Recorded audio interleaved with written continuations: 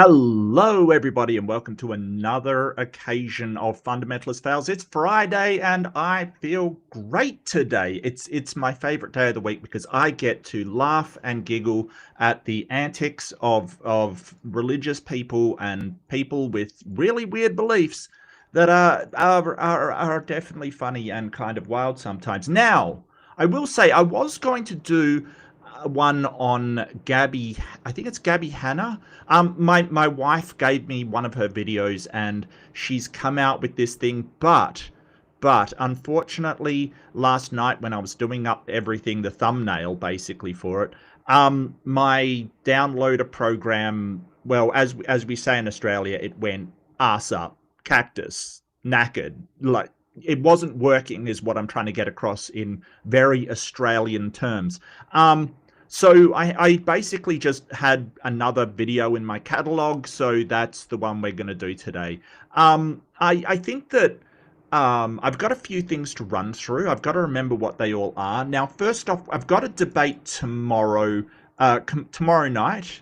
So that would be tomorrow night Eastern time. It's my tomorrow morning over on Proverbs, guys. So don't forget to bookmark that, because being in the live audience is a lot of fun for those debates. I really want to focus more on the chat as well.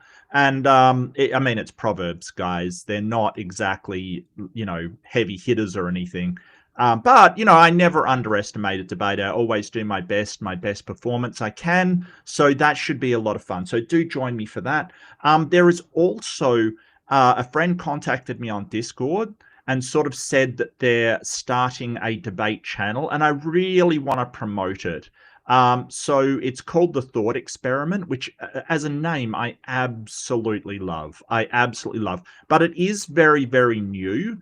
They have a promo, which I do want to show. So I will hit the link and do new debate channel,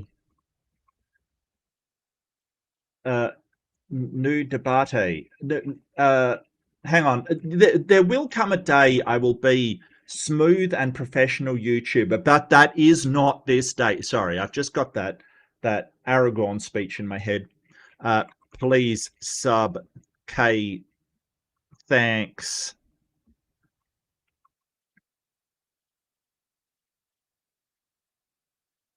And it's free to sub.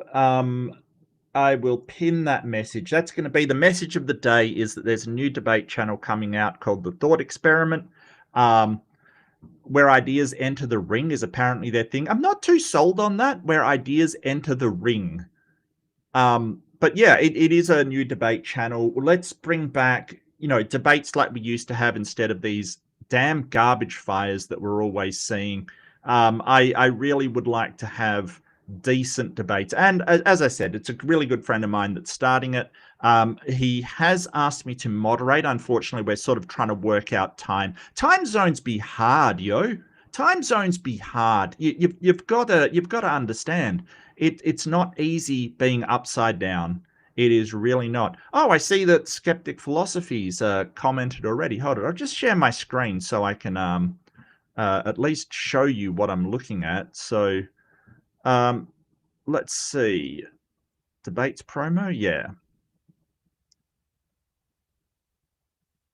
But if you could sub, that would be fantastic. That would be. So I can see that a good friend of the channel, Skeptic Philosophy, who will the moderator be? Planning is all going well. Yes. So this is my friend Wes is doing this thing, and let me just run. What if everything you believe is wrong? Religion, politics, philosophy. No echo chambers, no safe answers. Just ideas I put to the test. Challenge everything. Where beliefs get tested. Where ideas enter the ring. All right. Well, short and sweet. There we go. That's just a little promo. There you go. There you go. Enjoy. So yeah, that's the promo going down. I'm going to get out the chat on my side. Excellent. So yeah, new debate channel. I would love to debate on there. I would love to moderate on there. We're just working out stuff. I think that I can be if somebody is watching to get me as a moderator, I'm in a weird time zone, so I can usually cover nights and things. As your papa said, yeah, absolutely. I'm right there with you. Yes, yeah, it's a PG's debate. I don't mind taking debates from anyone. I know that Robin Webster is moderating it because I wasn't really happy with any of the Proverbs guys moderating. I didn't like that. But, I would really encourage her. Like, I think they usually use a guy called Achilles, and he's terrible. He's awful. So I really I really want her to be neutral and, take me to task if necessary. But yeah, new debate channel. I want to get the emphasis behind it. I'm sick of all the debate channels being Christian, and yeah, let's get this rolling. I mean, there are a few atheist debate channels around. There's Breakfast Tacos, and some of the debates he does are brilliant, but I'm not sure, like, sort of the idea of Breakfast Tacos where you can contribute money and sort of time people out and cut them off if you give him money kind. I'm not sure I'm on board with that, but I've had a debate over there. It was really well moderated, really well done. It was a really interesting debate. I enjoyed it a lot. So hey, he definitely can do good debates. So yeah, I'm not sure. I'm not sure. So I do apologize. My restream program is all janked up. They had a makeover, and I'm kind of a bit taken aback, to be honest with you. Just a bit taken aback. But anyway, that was one thing. So debate tomorrow. That will be live on my channel. The link is up.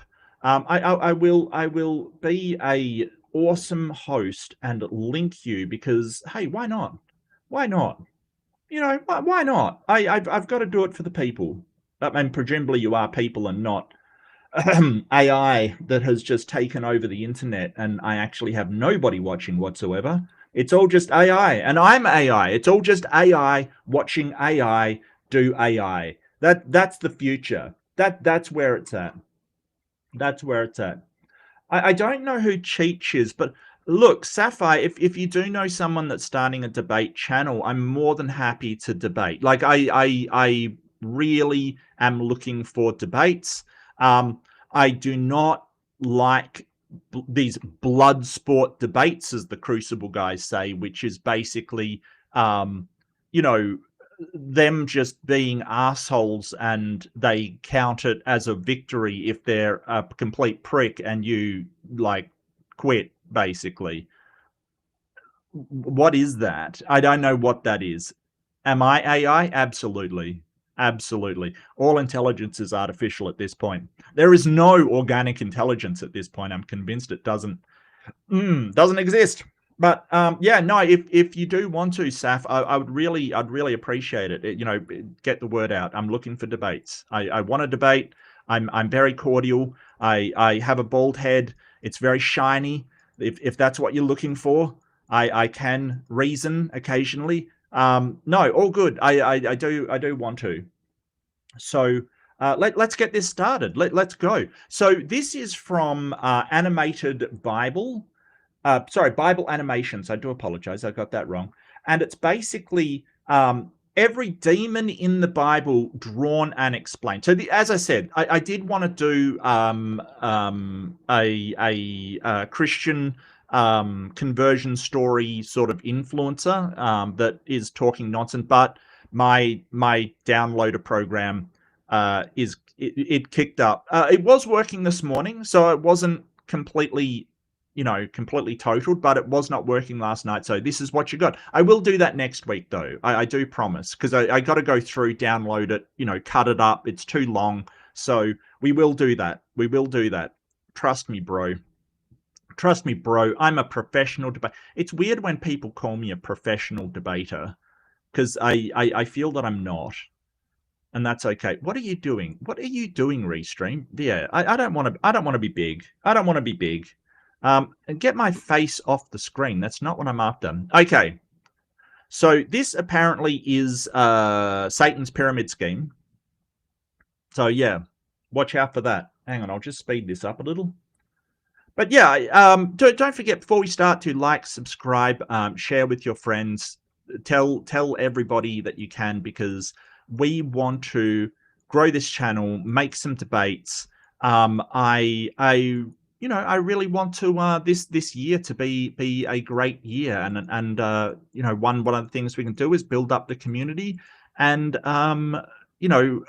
put some stuff out there. My Discord link is in the server, in the introduction. So feel free, join the Discord, join the chat, give me recommendations, give me suggestions. I'm more than open to it. In fact, one of the segments that I do is God the Arsehole, is like that's a user suggestion. I am so happy to hear suggestions and commentary and feedback. But this is Bible animations. This is a map of every demon in the Bible. Most Christian music, sermons, and books are quick to mock the demonic. Well, yeah, they're not really mocking the demonic. They're just sort of mocking supernatural in general. I don't think I mean, a lot of them aren't there to mock exactly. It's really weird when they say, "Oh, you're just mocking it." It's like, no, I don't believe in it. But there's a lot of like intellectual property that is really cool based upon invalid invite. Yeah, that's not good. I'm so sorry. I think I was meant to update. Give me 1 second.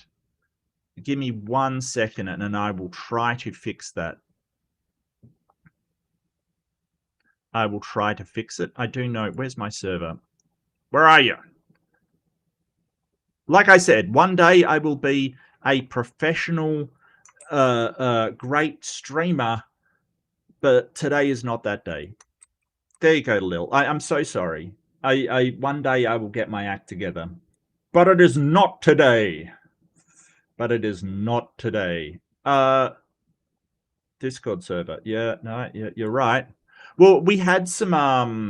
I do apologize. We had some. Some people coming in to do shill stuff and post stuff, and just some automated bots. So I just changed the link, and I obviously didn't update it. It is updated now. It is updated now, but I will have to update it some on other segments. So yeah, thank you so much for pointing that out, Little. Really appreciate it. See, if you're on the Discord, you could have pointed out the Discord link wasn't working. I feel there's a catch-22 situation in there somewhere, but hey, why not? Cool. There we go. Where am I? Yeah. As if we, as Christians, are immune to their attacks simply by being Christian. But after diving deep into the Bible... Look, it appears that everybody's immune to their attacks. Like, everybody seems to be. And like I was pointing out, it's not mocking, like, we're not mocking demons. We just don't believe they exist. But there's stuff like Hellboy and cool movies based upon it. It really is like, I mean, I said that in the segment title that, hey, the Christian Monster Manual is really lame, but there's been some really good intellectual, like some really good creative things based upon Bible Monster Manual. Like, there's been some really good stuff. So, but most of it sort of draws from sort of Mesopotamian religions and things like that. I found that the demonic forces are no joke at all. They're no joke, people. You can't laugh about them. You know what? I feel like laughing at a demon would more or less take their power away, right? Like, it's kind of weird. It's kind of weird. I don't know why laughing at a demon is so bad. Apparently so. In fact, they might be the most orderly and effective army ever assembled in all of history. Not better than America! Come on! Okay. So you got to rate it. Okay, look, any opportunity to do a poll, I'm in. I'm in 100%. I'm in 1,000%. Give me a sec. I want to. Yeah. Who has the better military.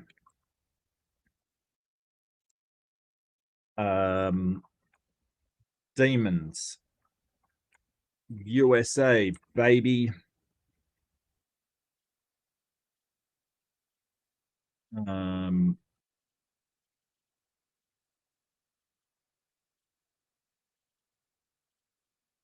And just keeping with the Lord of the Rings theme.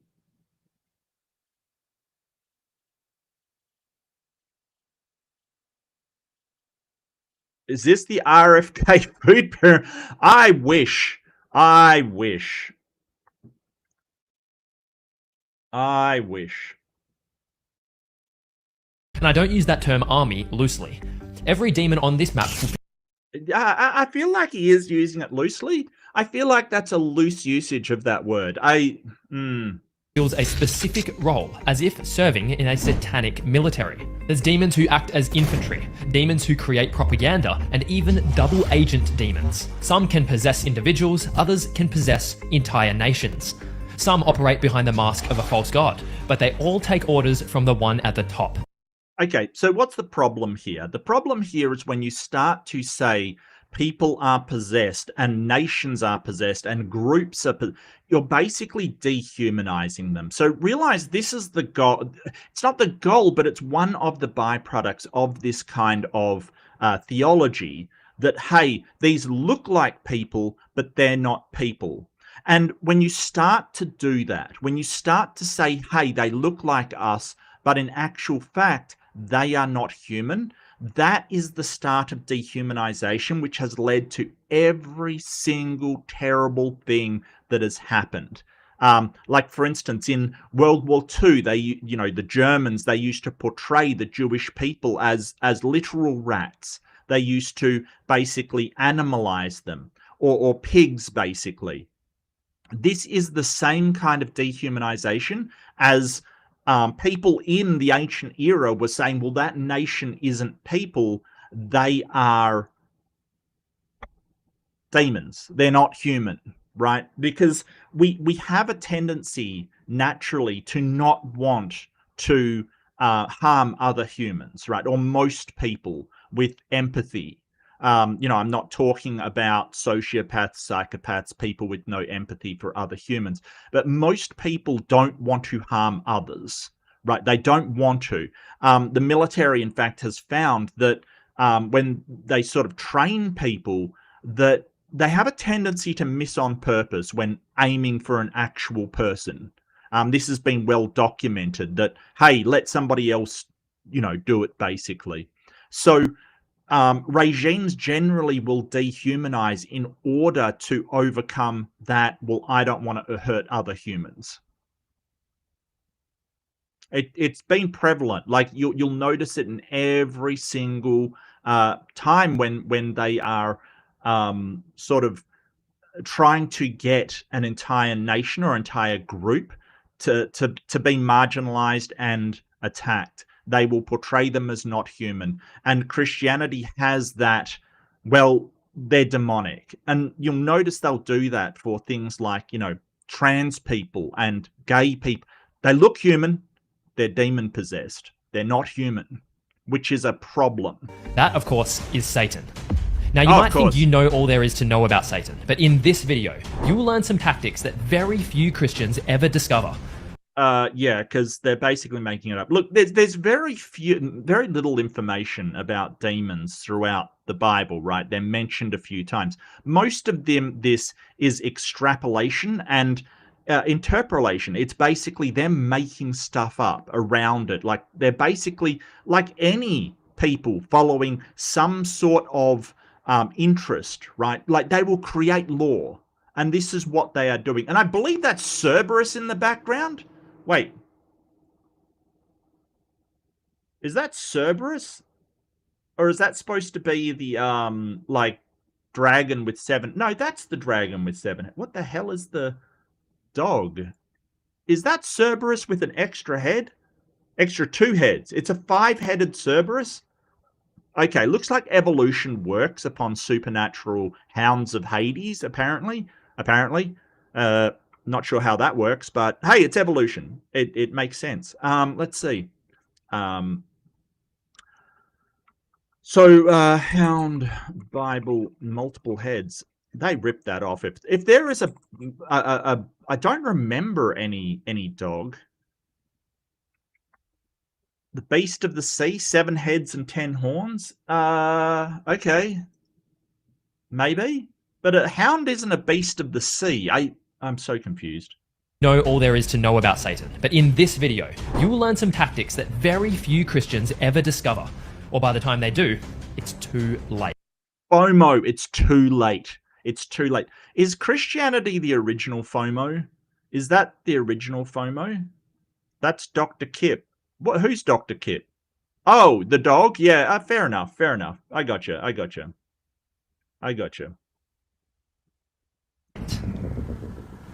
To some, this may be a scary video topic, but the reason I've made you know what? I am so unfrightened and not scared in the slightest. Like I gotta say, I really feel for people. Like, but realize that none of this has any intellectual basis whatsoever. And this is the problem. You've sort of you sort of taught people as they're growing up to be scared of this stuff. So it's emotional response, not a rational one. Because what evidence do we actually have for demons? None. None whatsoever. There is absolutely zero evidence for demons. And hey, these stories have made some really good media. I won't deny it. Like stuff like there's stuff like The Exorcist, right? And the amount of demon possessions after the movie Exorcist started playing is disturbingly high. But there is absolutely no evidence for this. And the things that they call demon possessions are ridiculously bad. For instance, I'll give you an example. When a Catholic priest goes in and does an exorcism, they will do this thing called, oh, I observed levitation, right? And you think, oh, levitation, somebody floated off the bed like Ghostbusters, where are the wires? No, it's their levitation. That is not what they mean by levitation. What they mean by levitation is somebody's body arching so their head and heels are just on the ground. That is the description of levitation according to them. And you might go, well, that doesn't sound supernatural at all. Yeah, no shit. It's not. It's just somebody arching their back really badly. So this can be a lot of reasons. It can be mental health related. It can be neurological. But it's amazing how many of these exorcists do not seem to have smartphones or cameras where they can film the extraordinary things that they've seen. This video is because you and I are in a war. Yes. Yeah, I'm not in a war, mate. Well, I think I'm tangentially in a war. So here's the thing. The war of, the weapons of mass distraction that are currently being fired around the Middle East, and if you have no idea what I'm talking about, lucky you. That must be really comforting and not at least unsettling. But the weapons of mass distraction that are currently flying in the Middle East, they're basically drawing other countries in. And apparently, there are some Australian naval personnel who, because of a deal we made with America, they're learning how to operate nuclear-powered submarines over in the Middle East. So technically, there are some Australians in a war, but Australia itself is not in a war, not to my knowledge. And apparently, according to the Fox News, and I use that word very loosely, America's not even in a war. It's a special military operation, which is disturbing because those are the exact words that Putin used to describe his invasion of Ukraine, is a special military operation. It is disturbing to see Russian propaganda tactics coming out of the White House. Is just so... All right, I'm tangent in the chat. Tangent over. I gotcha. I'm back on track. Yes, okay. I'm going to throw some of those because, sorry. But yeah, that's wild. It's wartime, and our enemy is not the flesh and blood humans we seem to fight with every day, but demonic. I'm sorry, you fight with humans every day? The last fight I got into was quite some time ago. I do not fight with humans every day. Like, this is the thing. This is the problem that we're running into, right? And most Christians are fine, but it's the ones that go, we're in a war against this sort of vague idea of evil and demonic things, and you're on the opposite side. We're warring with you. I would never throw a term around like that in any kind of seriousness. Look, you want to have a war with your imaginary friends, you go nuts. Don't bring me into it, okay? Don't, this whole thing of, we're having a war with atheists. No, I'm not don't involve me in this imaginary war you've got. Forces in the spiritual realm. Today, all their schemes will be revealed. We'll discuss how to identify them, how to resist them, and the true master plan behind the devil's war campaigns against us. How to identify a demon. Yeah, this is going to be good. Zionists want the end of days. Well, it depends. I mean, if you're talking about like the Israeli Zionists, they don't want to bring back Jesus. They want the land that they were promised them by God in the old in the what is it? It's not the Talmud. Is it the Talmud?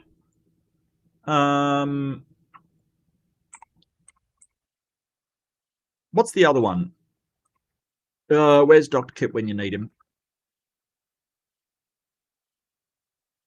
Oh, no, it is the Talmud. Yeah. So that they're promised that. But yes, there are Christian Zionists that want to bring back Jesus by, yeah, doing all of that. In the first place. But before we discuss the army's commander, we need to understand his soldiers. The first tier of demons we need to understand we're going to call the unclean spirits. They're called by many... The unclean spirits, they need to wash. These spirits need soap and water. We've discovered hygiene. Excuse me, demons, you can wash. Names in scripture, but for simplicity's sake, they're unclean spirits. Think of these as the... No, that is clearly Batman. That is clearly Batman. How dare you? How dare you? That's Batman. I will die on this hill. I'll debate you. Demonic underlings of the higher-ups. And from what I can tell, they primarily carry... From what you can tell? Since when did this dude become an expert on demonology? That's what I want to know. What are your credentials, sir? What are your credentials for your demon knowledge? Like, where did you get this from? As far as I can tell. Okay, sure. Why not? Why not? There are 3 different jobs on Earth. All 3 of these are explicitly mentioned in scripture many times, so we get a good grasp of what each one's purpose is. The first are called evil spirits. The second... wouldn't all spirits be evil? Why did it have to say those ones? Are those ones particularly evil? Are they like evil spirits? I feel like that's a bit redundant. Demons are orange and self-defecate in public. Oof. Are called lying spirits, and the third are called familiar spirits. The first type kind of has 2 names, I guess, both of which are significant. These guys are the most common demonic spirits seen all over the New Testament in particular. The evil or unclean spirit's job is to possess and torment individuals. The word unclean may draw a connection to the purity laws of the Old Testament. Yeah, they're all over the New Testament. Yeah, you mentioned Mark in 3 passages. I'm not sure I would say that, like, one book, 3 times in one book is all over. I wouldn't say that. What were those passages? Yeah, I mean, let's see. Do you want me to look these up? Why not? Let's do it. I feel good. Mark 5. Oh, that's the... yes, that is the Legion. I gotcha, yeah.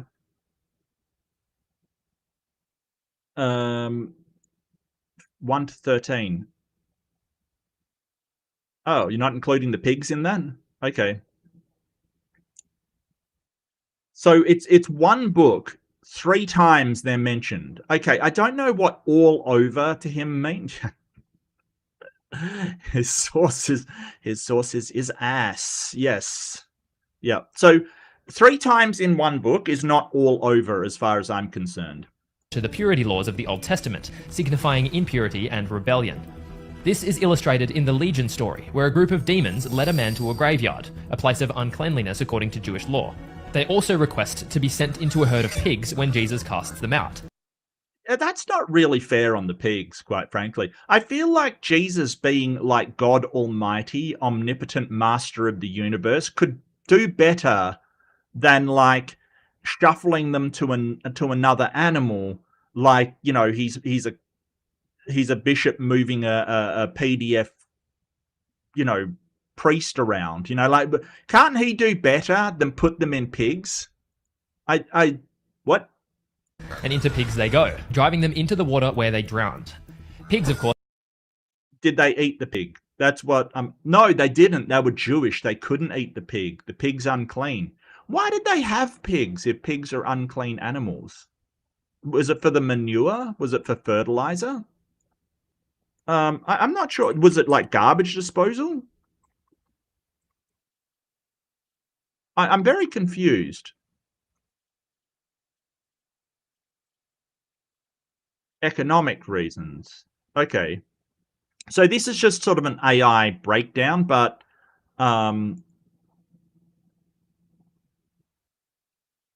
let's see. The Jews raid pig for the non-Jewish market for trade with Roman lead. I suppose that makes sense. Okay. Were considered to be unclean animals according to the Jews, and dead corpses were in a similarly unclean category. Oh. When my friend first invited me to... Well, I mean, we know that corpses and things are unclean, not because they have some spiritual thing behind them. Like, in those days before refrigeration, I mean, pork is one of those things that you do want to cook thoroughly, right? You don't get a rare pork steak, right? Like, that is a recipe for disaster. Same with chicken. You don't get rare chicken. That is a recipe for disaster. So in this time before refrigeration, pork goes off really fast, right? So not as bad as, you know, some other meats like beef and things like that. So you could understand why they thought it was unclean and you know, because people would get sick after eating it. But we have refrigeration nowadays. We understand that it's not demons in the pork, you know, like we understand that it's not, you know, it's not these things being infested by evilness. It's just bacteria. That's it. It's bacteria. His 1-year counseling course, I thought how most Christians think. I don't need therapy because I've got God and the Bible. That'll do, right? But after much prodding, I finally gave in, and it was one of the best decisions of my life. Yeah, so I left this in because seriously, it's so odd for someone to talk about demons and talk about possession and then go, and here's better help for a therapist. It's weird, right? It's weird. I like, what? It's kind of like, oh, there's demons out. I'm getting a mixed message is what I'm saying. BetterHelp. You can take this short quiz that helps you find a therapist most suited to your situation. And I was surprised to see how deeply BetterHelp cares about us Christians. When you open up the quiz, you get asked about whether you follow any particular religion, whether you like biblical counsel, and even what denomination you're most comfortable with.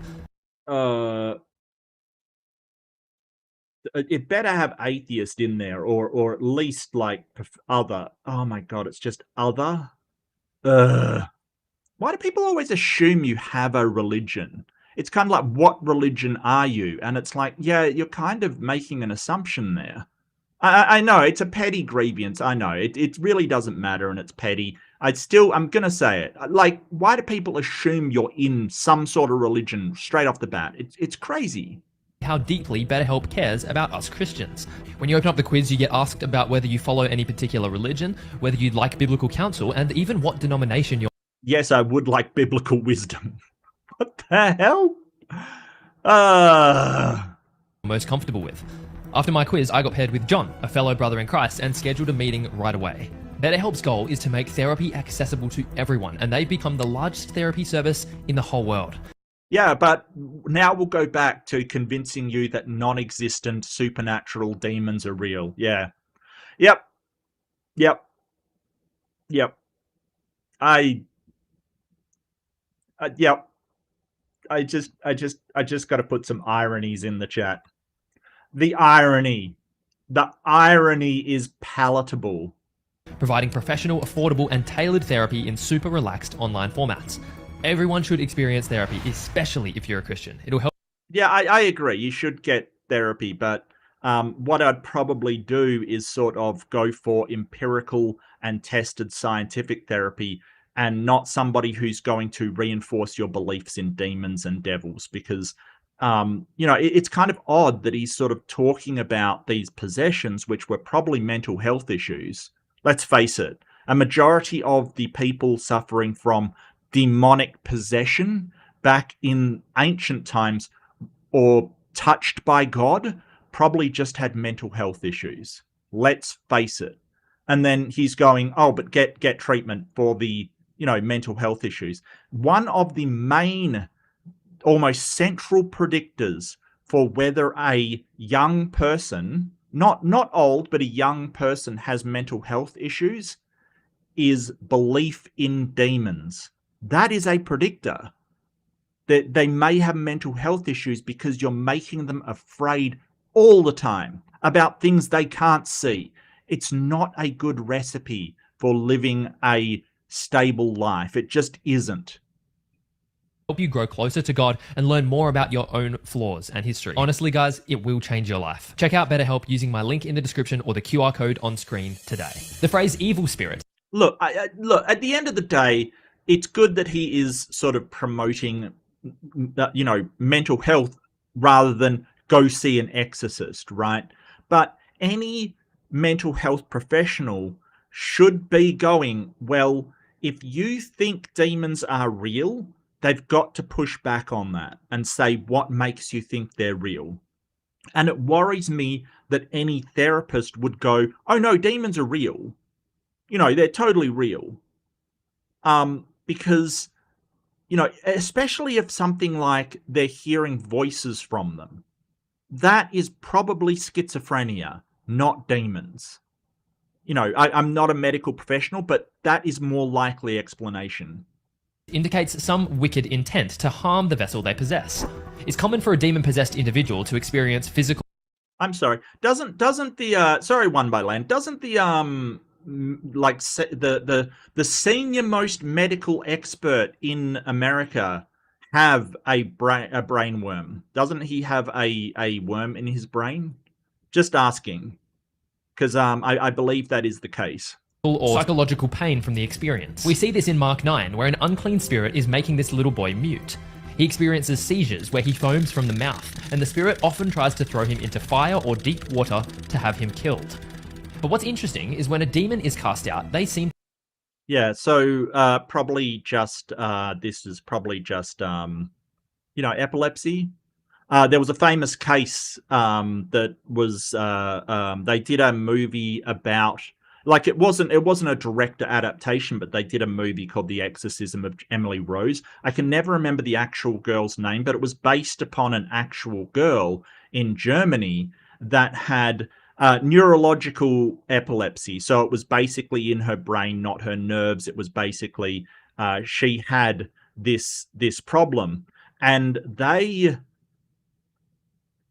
killed her. They starved her, because the Catholic exorcism, the way it says exorcisms work in the Bible, is like you have to starve people and deny them water. Now that's a problem, because if it doesn't work, you're really denying them sustenance and the energy they need to actually, whatever condition that they've got, is actually fight against it. It's a problem. It's a problem. to suffer a similar pain themselves. We often see the demons cry out in fear as they're cast out of their victims. There's also this idea that the unclean spirits have some kind of physical power. In Luke's account of the Legion story, the possessed man is described as breaking chains and shackles, freeing him from any captivity people tried to put him in, and driving him into the desert. In the same story, the unclean spirits request that Jesus not send them to the abyss. This is a super rare mention of a spiritual prison for the demonic.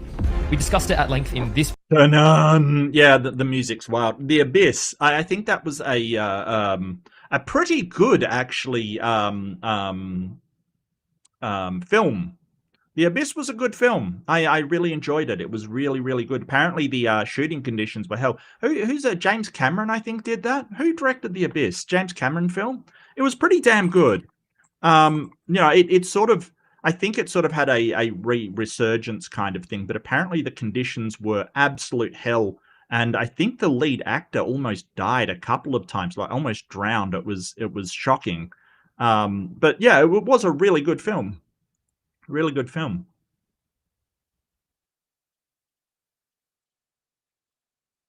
Yeah, you're right. That is a red flag. Absolutely, Victoria. I totally agree. And none of this stuff needs to be explained by demons. Just, our normal medicine handles it. No spoilers, Left-Handed Jedi. No spoilers. It only came out 1989. That was whoa. Hold on a second. That was, how long ago is that? That's 26. That's 37 years ago. Damn, I'm old. Damn, everyone's old. Oh, that's insane. That's insane. 37. It only came out 37. No spoilers, Jedi. Like 37 years, no spoilers. No, you're fine, mate. Absolutely fine. If somebody hasn't seen it in the last 37 years, well, that's on them. I feel it. 36. All right. Well, 36 years. All right. Well, I can't math today. All right. I feel good today. I just can't math, apparently. That's okay. That's all right. Video, so please check this one out once you're finished here. Another thing we learn from this story is that the demons only act with express permission from Jesus himself. Can we go in the pigs, please? I feel like I could make something very sinister out of that. Moving right on. This is a theme we'll see throughout this video, and it's an insight I was so fascinated by it when I was studying it. So we know that unclean spirits' primary... the force is now balanced. Love it. Hey, Sith. The force now has balance. Goal is to possess and torment God's sons and daughters. They make life painful for them, and seem to have powers to remove their victims' senses. They also seem to have this ability to grant super strength for chaotic or...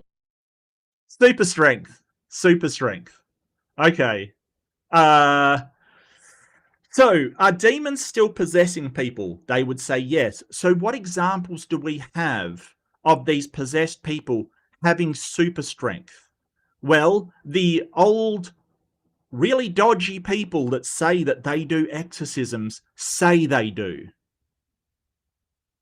So, if you're unaware, the brain puts some limits on the amount that the muscles can actually lift. There's been examples of people that have done extraordinary things under incredible stressful situations, like when they need to, like when their life depends on it, or their child is in danger. All these things people have done really a massive strength stuff, because your muscles generally won't go over a certain amount. Like if you're a certain bodybuilder, you may get to the upper range of that. But at a certain point, the body's limits the amount that muscles will do, because you will start to tear them. Like that's basically what building muscle is. You're tearing the muscle and then it's repairing, basically.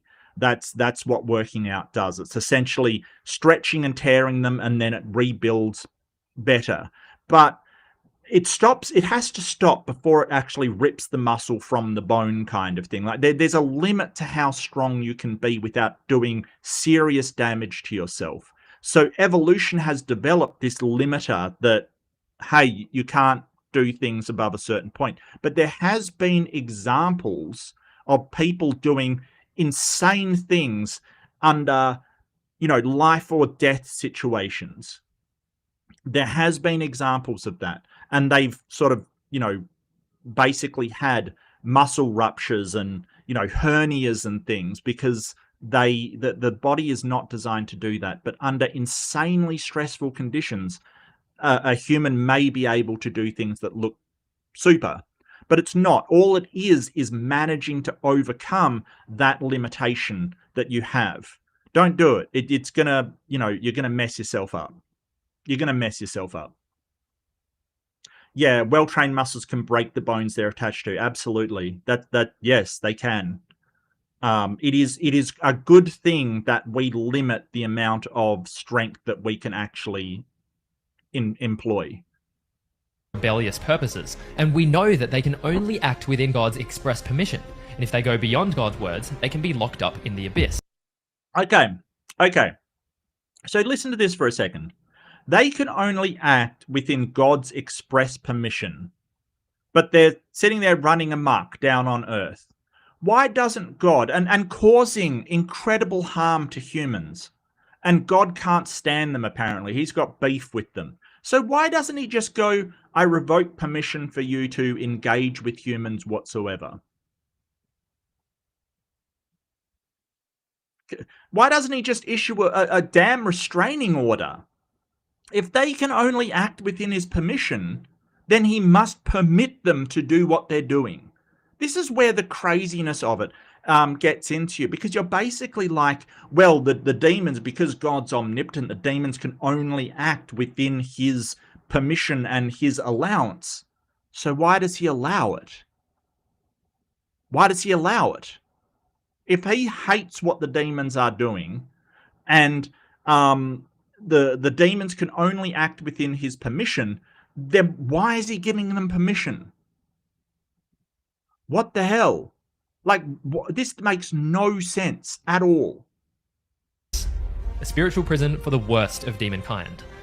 But there's another insight into the... Oh, okay. Well, which are worse, American prisons or the abyss? You be the judge. Where is this abyss? Because in the sort of Bible, the abyss is kind of deep underground or deep under the sea, right? But we don't get ground penetrating radars and things like that. Doesn't pick it up, right? Like, so but that's in the New Testament. In the Old Testament, I think it was sort of a primal place kind of thing. But abyss comes from Greek. And so we can see the influence of Greece over here. Greece had Hades, but the abyss is a Greek word. I think it's abyssios or something like that. It's sort of a Greek thing, like a deep place kind of thing. So they kind of mixed the Greek ideas with Sheol of the Jewish tradition, which was sort of, Sheol was just sort of a holding room for spirits. It's just sort of where spirits went. It was just a place. It wasn't really good or bad. It was just a place that spirits went. Nature of unclean spirits that I haven't mentioned yet. A glimpse into the spiritual world from Jesus that comes at an unexpected moment. Jesus says, when an impure spirit comes out of a person, it goes throughout arid places seeking rest and does not find it. Oh, wow. Okay. It goes to arid places and seeks rest, but does not find it.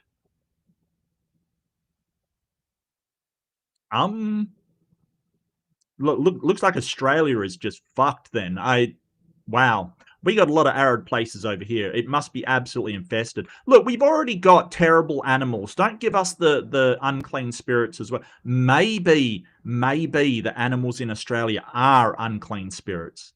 Maybe that's what's happening. Okay, I'm sold. If somebody says that an emu is an unclean spirit, I actually believe them. I'm sold. I'm sold. Then it says, I will return to the house I left. When it arrives, it finds the house swept clean. Yeah. So Hades, no, you're not wrong, Sith. Hades was the entire place, and it was made up of these certain different sections. So Tartarus was where the truly wicked were punished, and the Elysium Fields were where the truly heroic were rewarded. So it's kind of got that heaven hell thing, but there was also a middle ground. The plains of, and I always forget the name. Let me look it up.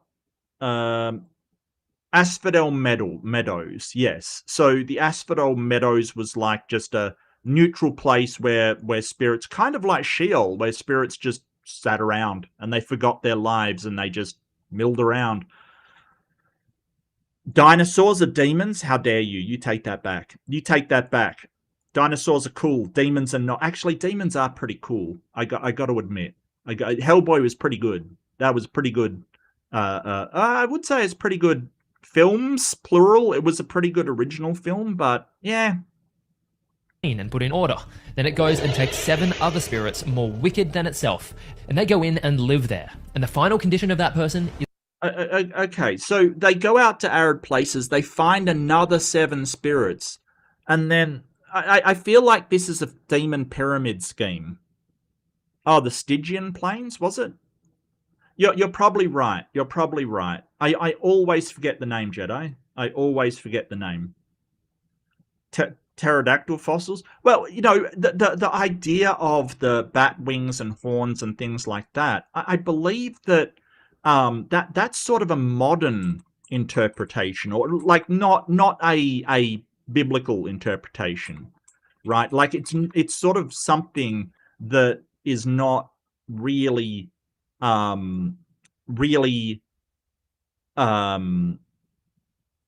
described in the Bible, right? They don't actually describe these things.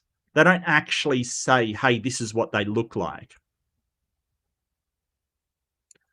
And emus are dinos, ergo dinos as demons. Damn it, you got me.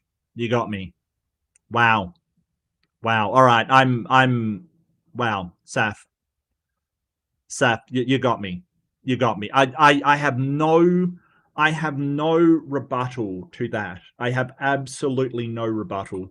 You're absolutely right. Emus are dinosaurs, and dinosaurs are demons. Oh, well, if emus are demons, which they obviously are possessed, and well, not just possessed, they are evil incarnate, ergo demons, then dinosaurs are demons. You got me. You got me, Saf. I don't know what to say. I don't know. I know what to do, though. There you go. There you go. There you go. Hope you learnt your lesson. Well, I mean, apparently they were ex-angels, so apparently the same as the amount of angels that fit on the head of a pin, I would say. Maybe. Excuse me. Let me consult my my resident demonologist. Bible animations is worse than the first. I had to look into what this means, and some commentators speculate that when a demon is cast out from a person, yet they remain in sin and don't... So, some people. Who are some people? Can we cite a source? I love this. You know what? And this reminds me of Fox News. They do it all the time. Some people say. People have been saying. Some people. Like, it's usually a lack of integrity if you are not giving where you're getting this information from, because he's basically saying some people have it interpreted as this way. Well, great. Who are those people? And, are you just looking up stuff on the internet? To Christ, that demon can just as easily return with 7 demons much stronger than he, and make the victim's life a living hell. I know there's a bit of interpretation going on there, but it's a harrowing thought if true. But what am I doing? These are only the first types of demonic spirits in this category. And this is only the first category of a huge army of demons we have to cover today. And the demons only get... Oh, yeah, it's Cerberus. Cerberus minus 1 neck? Or something? I don't know. Oh, look, if you... Kent Hovind is a like if something was going to convince me that demons were real, Kent Hovind is probably your prime example, quite frankly. They're saying, yeah, no, he does that as well. Yes, he does that as well. But he's more sort of like, you all know this, and like gaslighting people, which is crazy. Crazier the further we go into this video. Next up are the lying spirits. If the unclean spirits are like the infantry of the demonic... Presumably they would all lie. You know what I mean? Like, presumably they would all lie. Anyway. Army battling humanity on the battlefield, well, the lying spirits are more like the intelligentsia, trying to intercept messages. Oh, the intelligentsia are demons. They're propagandists. Wow. Have you seen many demon ads these days? Demons singing a three-parter. Yeah, Jedi. Yeah. They're forming a barbershop quartet. They just need a fourth. You can be in on that. Confuse strategy and lead humans away from God by lying. Through sabotage and deception, they spread falsehoods to humanity about the purpose of life, the nature of God, and how one should get right with their creator. Yeah, no, you don't need demons for that. There's plenty of humans that'll do that, apparently. So, yeah, I'm not sure why you need demons to do that. These lying spirits are explicitly... Oh, look, Tech Geek, I'm sorry you're sad for a start. I'm so sorry about that. But look, the D&D monster manual has way better demons than this. Like, way better. Succubus, Incubus, they have the Balor. You know, just some awesome stuff. This is why I'm saying the Christian monster manual not as good as the D&D monster manual, because not only do the demons in D&D look better and are cooler, they also have stat blocks, which I'm not seeing here. I don't see stat blocks for these things. Hey, I just had an idea. Would really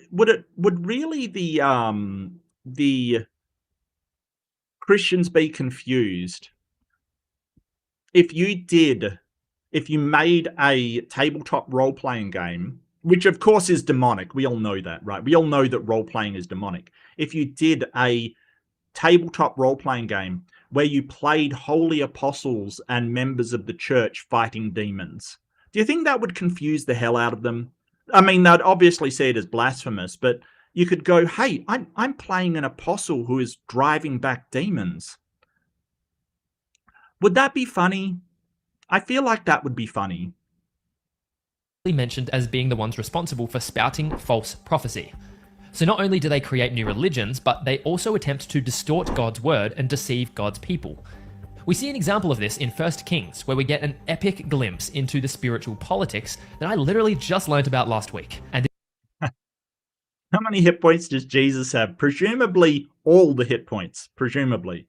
I don't know. I'm just going to put... daemons are incredibly useful. Daemons are just an automated script that do stuff, right? Like, and that's spelt with an A in it. But in programming, it's just an automated script that does stuff, like a mailer daemon that just... all it does is produce an email when a say for instance you email somebody and they're not on that, like their email address isn't registered with that server. A mailer daemon will give you a message back, kind of thing, which is cool. Incredibly useful in programming. It absolutely blew my mind. Basically, God's land is split into two parts in this story, the north and the south. King Ahab of the north consults King Jehoshaphat of the south and asks if he'll team up with him to take down Syria, a neighbouring enemy of theirs. But before accepting King Ahab's offer, the king of the south asks to inquire of the Lord to see if this joint venture will be successful. Let's ask God if we will win. Okay. Successful. So Ahab brings out 400 prophets of God, all of which speak favourably about this military... 400 prophets of God. 400. How many prophets of God are there today? It's me. Yeah, they're all the same. It's me. I'm the prophet of God. All of these guys are the same. I feel like these guys were just shills. They're just shills. They couldn't find a real job. I'm a prophet of God. Endeavor. The Lord will give it into the hands of the king, they said. But another prophet was called in. He wasn't originally invited because the king hated him. He always prophesied disaster for Ahab, so he wanted nothing to do with the guy. But King Jehoshaphat of the south insisted that he spoke the word of God. The prophet's name was Micaiah, and what he said absolutely blew me away. Oh, it blew you away. It blew you away.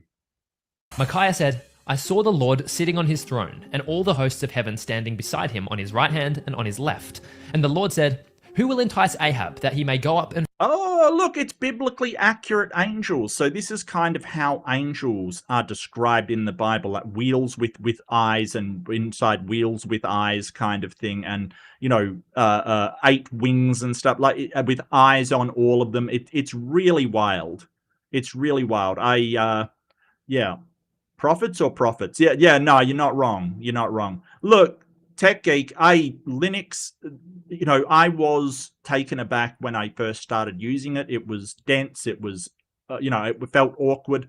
The more that I've used it, the more I absolutely love it. I really do. And, the fact that it's open source is incredible. Like, Ubuntu is usually my go-to if I'm setting up any server. It's definitely my go-to. Fall at Ramoth Gilead. And one said one thing and another said another. Then a spirit came forward and stood before the Lord, saying, I will entice him. And the Lord said to him, by what means? And he said, I will go out and will be a lying spirit in the mouth of all his prophets. And he said, you are to entice him, and you shall succeed. Okay, so God's giving his approval for the demons going out and enticing people. I feel like if this was a I feel like if this was a legal case, you could absolutely argue entrapment. You can absolutely argue entrapment. I think that would play. I think that would play. Tangent, yeah, no, I have to use Windows because I'm a gamer and nothing else has good games on it. Like, you need Windows if you're gonna do any serious gaming, unfortunately. I don't mind Windows. I think it's good. I think it's reliable. It mostly the benefit is definitely the prevalence of it throughout. I mean, if you work in a business, they're using Windows. Like, it's just prevalent. There has been a bit of movement to Mac OS, but I can't stand Mac. I cannot stand Mac. Go out and do so. Therefore, behold, says Micaiah, the Lord has put a lying spirit in the mouth of all these your prophets. 400 of them. All 400 of them. All 400. Sure. As approved by God. So I'm wondering, like, how they're supposed to know. Like, is this some kind of, like, because he's basically saying, hey, to test him, I will send 400 of these things out, like, because he's approving it. So it's 400, the word of 400 prophets against the word of one. And God's expecting him to know. It's really weird, right? The Lord has declared disaster for you. If you didn't pick up what's happening here, this is a snapshot of the heavenly politics that unfold behind so many of our earthly events. A peeling back of the physical to reveal the spiritual nature and the wrestles we engage in.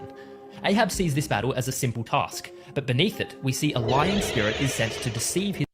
I love that sound effect. I do. I got to find that sound effect. Or it could just be that one guy was not in favor of a war and these 400 people who, I don't know, you've got to look into why they're promoting stuff, because war was rarely about, oh, they are the enemies, of our people. Usually it's about land or resources or something else. So, you don't have to have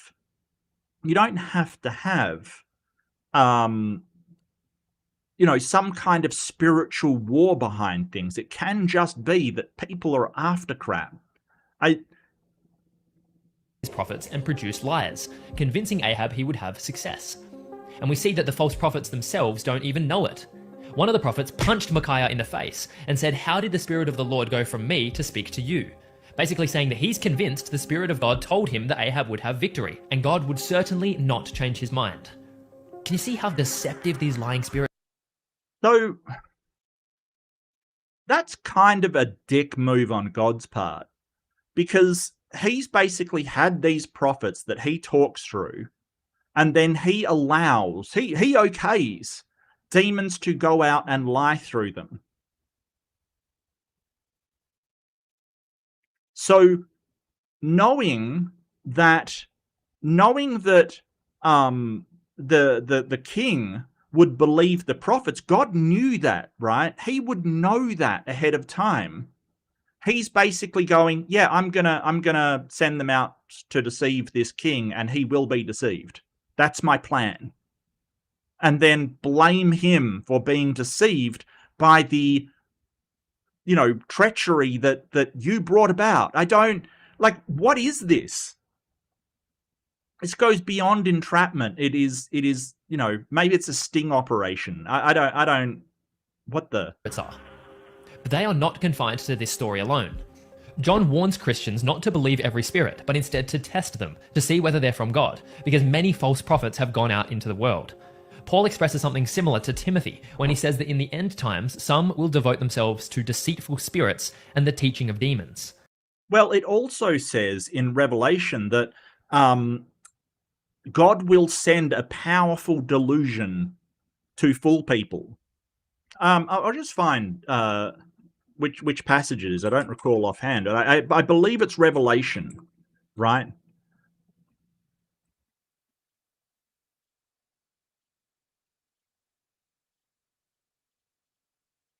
Oh, no, it's Thessalonians. Thessalonians, I'm sorry. And it says Thessalonians 2:11. I'll just go to...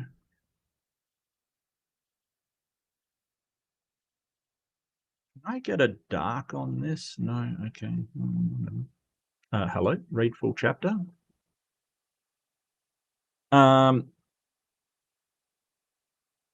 So it says, even him whose coming is after the working of Satan with all power and signs and lying wonders, and with all deceivableness and of unrighteousness in them that perish, because they receive not the love of the truth, that they might be saved. And for this cause God shall send them a strong delusion, that they should believe a lie. So God's in on it, apparently. God's in on this. He's basically, yeah, no, if you don't believe, I'm gonna fool you. You've been punked. He describes it again in 2 Thessalonians as false signs and wicked deception. These lying... Oh, but you left out the part where God sends a powerful delusion so people will believe it. You missed out that, Bible animations demonology expert. Spirits are so convincing that most Christians will think it's actually God speaking to them. And the scariest part is, I think these spirits in particular have quite the foothold in many modern churches. And that's the problem. When your experience is only yours and you say, hey, I'm speaking to God, how do you know it's God and not a demon? This is one of the cases that are raised to presuppositionalists who sort of go, well, God makes it so I know things are true. But what if what you think is God is in fact an evil demon? Then how do you know? What test can you make? Because the test that he's putting across, what if the demon tells you to do things that are aligned with God in order to convince you and lure you into a delusion?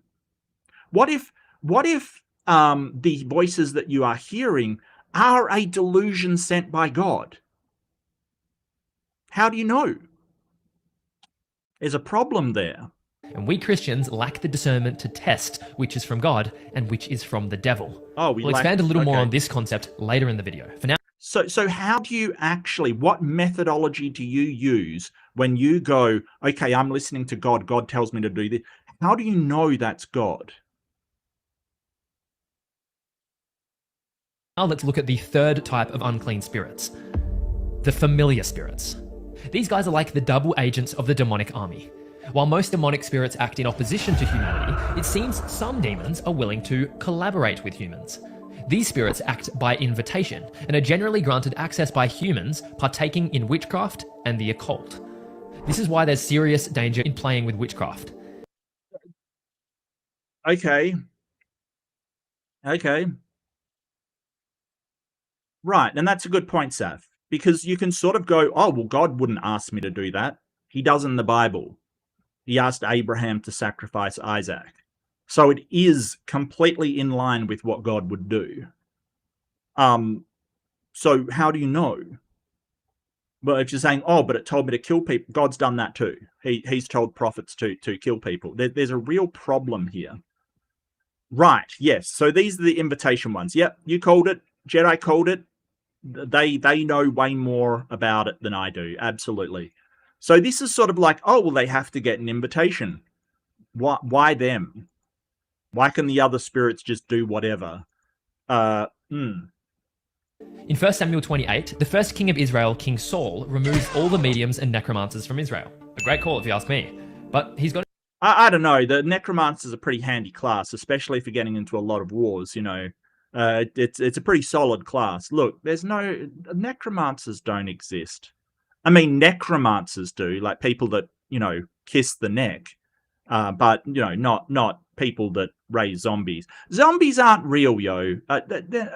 What are you talking about? Himself into some trouble.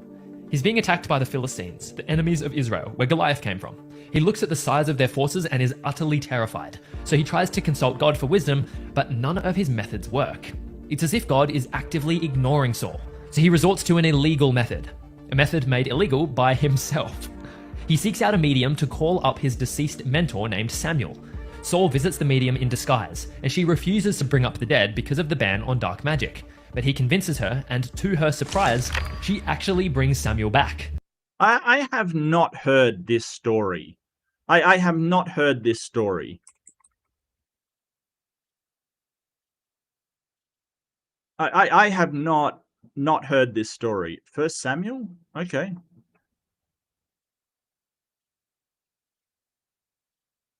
There's a woman who can talk to the spirits of the dead. No, it's the crossing over woman. Yes. Yes. I swear by the Lord, nothing will happen to you because of this.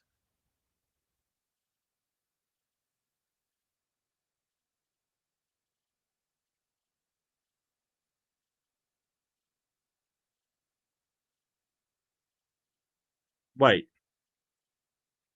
Hold on a sec. Even the witch was surprised it worked. Saul cries out to Samuel for help, but instead of help, he receives a harrowing prophecy. Okay, this isn't really what's... Okay, so let me see. Why are you trying to trick me and get me killed? You know King Saul has killed everyone that talks spirit dead. I swear by the living Lord that nothing will happen to you. Who do you want me to bring up? Bring up the ghost of Samuel. The woman saw Samuel and screamed, "You've tricked me. You're the king. Don't be afraid. Just tell me what you see. I see a spirit rising up out of the ground. What does it look like?" So he never saw this spirit?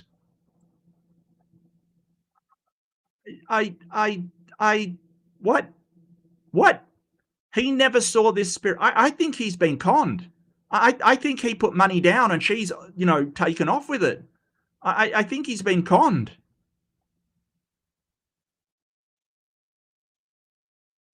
Saul knew it was Samuel. How? All that's happening is a woman is telling her.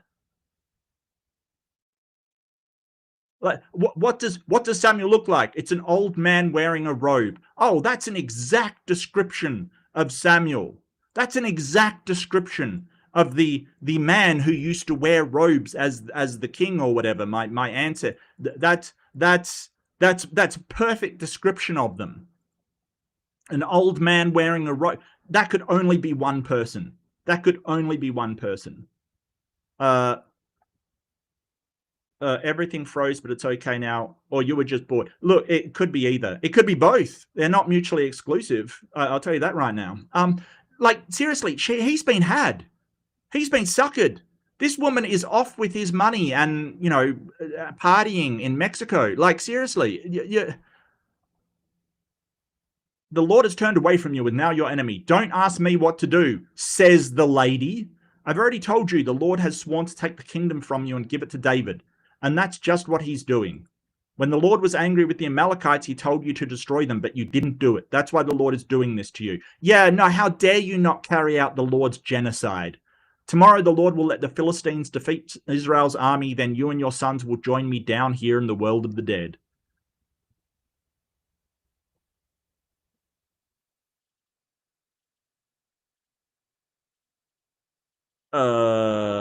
Okay. What does Samuel do about it? I don't know. I've never seen this story. This is weird. I've read the Bible a while ago, but I don't remember everything in it. I gotta admit.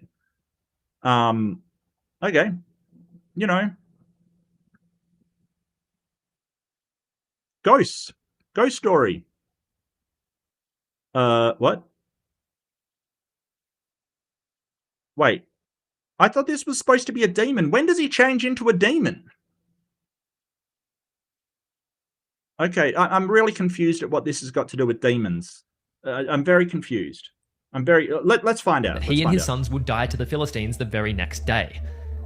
This story is significant because it proves that there is some spiritual reality to sorcery and necromancy. It's not just a game. It has potential to open up the spiritual world in a very scary way.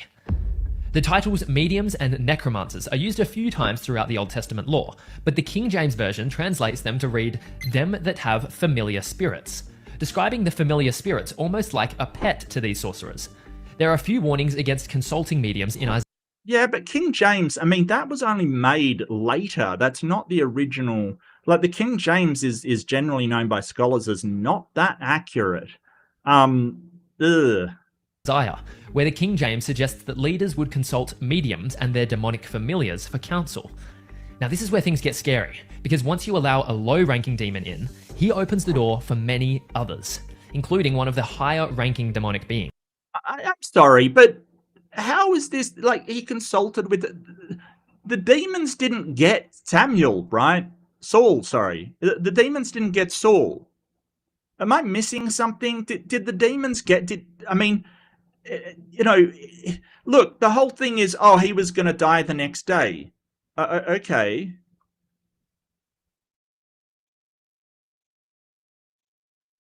Does he die?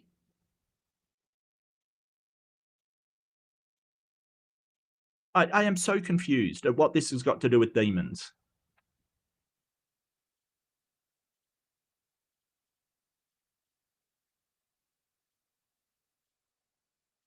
Okay.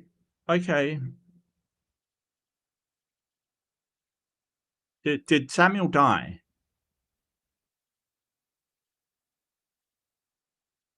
Did Saul die? Did anybody die?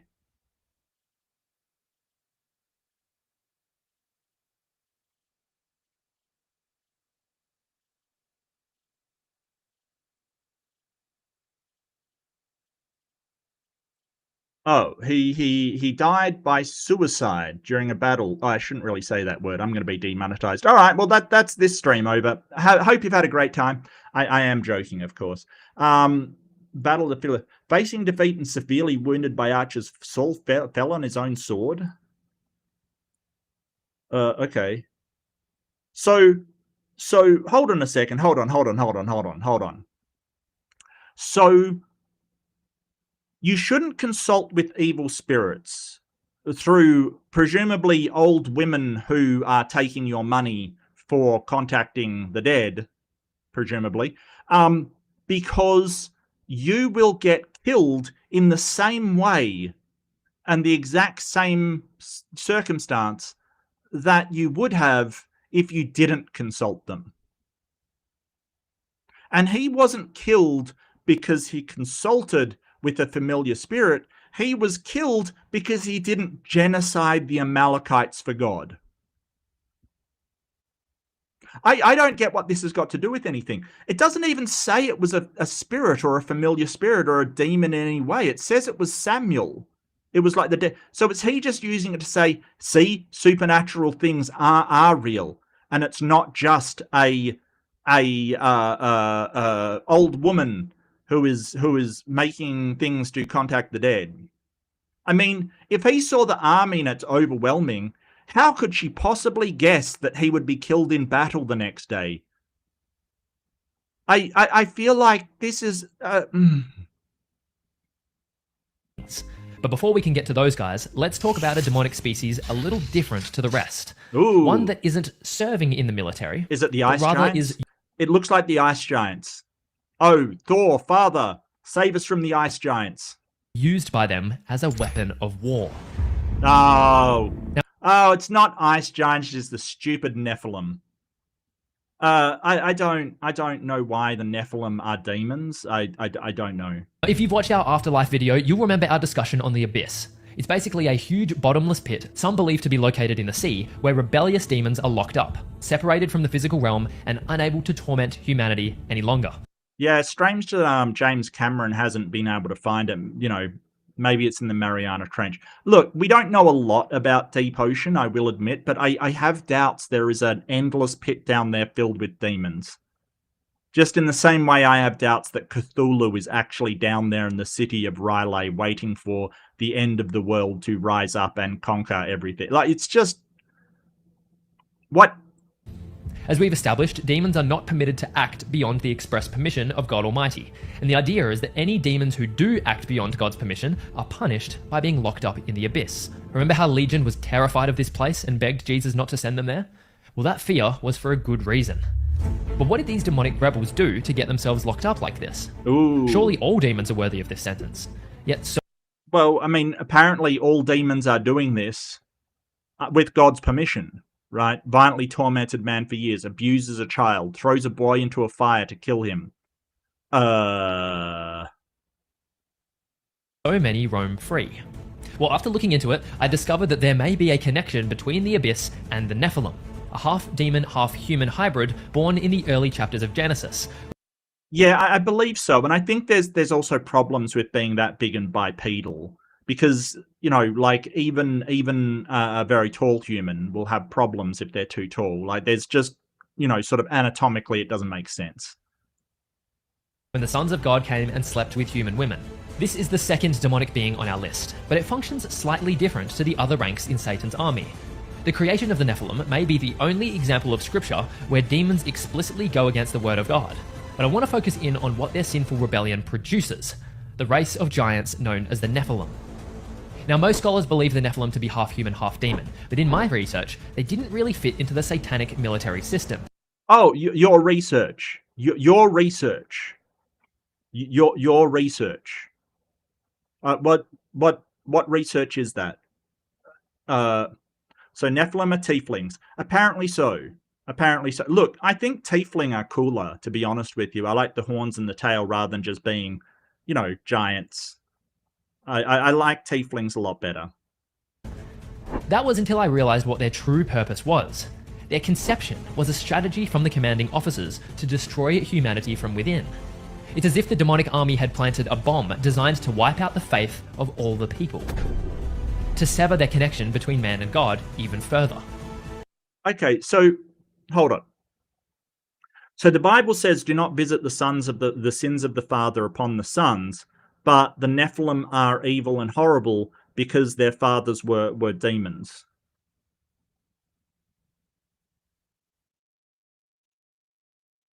And there seems to be like this weird crossover. There's this whole idea of, oh, demons are spiritual and they're spirits that possess and all of this kind of stuff.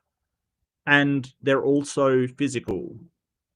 Like, so presumably he's talking about the fallen angels kind of thing, I would presume. Yes, and that's debated what they are, Sith, whether it is the sons of God are human or the sons of God are angels. That's debatable. But they're only mentioned in passing, right? They're only mentioned so briefly as sons of God and daughters of humans. Right, but so it doesn't really say, but it, you know, sort of in popular culture, they're just sons of rebellious angels, i.e. demons. So yeah. So they're in Genesis. They're just mentioned like in passing, like there's Nephilim in the area at that time, and it's like, well, what the? It doesn't explain what they are. It doesn't sort of say anything about them. And what's the other one? Yeah, here we go. Numbers is the other place where it mentions them.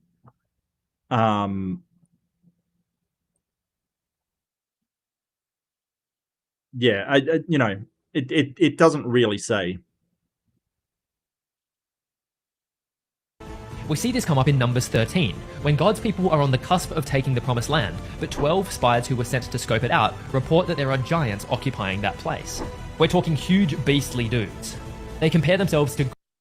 Yeah, but like the Bible shouldn't be taken literally like this, because they're basically like we were as grasshoppers to them and they saw the same, that we were grasshoppers to them. But the Bible, it has this sort of really flowery language at certain points. So I would not take that literally. I know there's people that do, that say, hey, they were actually the size of grasshoppers.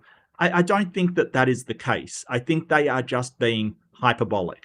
They're just doing poetic language in their book. Grasshoppers in their eyes.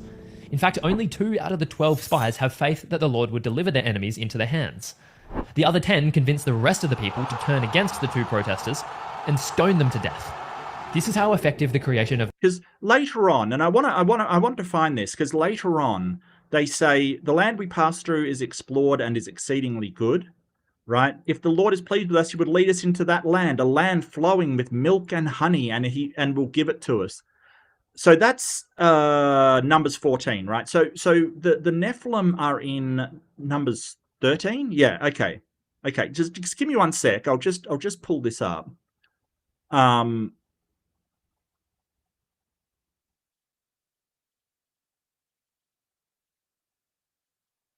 Yeah, okay.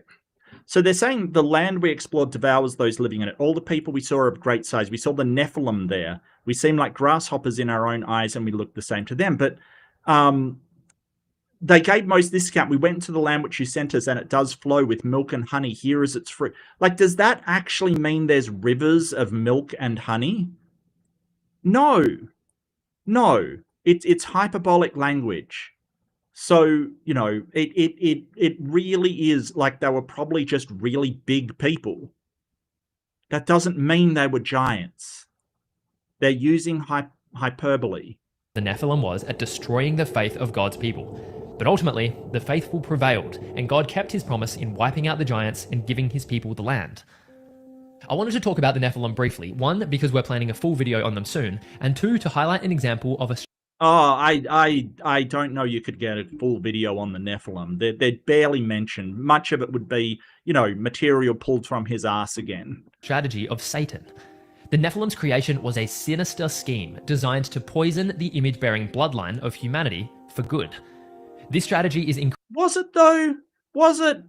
Or was it just that a bunch of angels were really randy? I don't, you know, it's just they took women as their spouses and had children. Is that like a cunning plan? Incredibly wicked, and I hope you realize that our adversary is not a fool who simply fails all the time, but a deceptively cunning strategist. No, he is a fool. He must be. And here's the reason why. Here's the reason why. He must be a fool because he knows that God will win the final battle, because it's already been prophesied, it's already in prophecy, and he knows which prophecies are lies and which aren't, because he's the one that creates the lying ones. So he knows he is going to be destroyed in a final battle, and he's still going along for the ride. He's still going along for the ride. Like, that is one of the most foolish things I've ever heard in my entire life. It is, you will lose and be destroyed at the culmination of this, and, well, I'm going to go along anyway. Yeah, sounds great to me. Yeah, let's do it. Let's do it. Hey, Peps. Has successfully destroyed the faith of billions of people throughout human history. But before Allegedly. we can get into the commander's head, we need to understand the rulers who keep his military in control. The lower... Dong, the horror music. Principalities. All right, here we go. The principalities of darkness. Woohoo!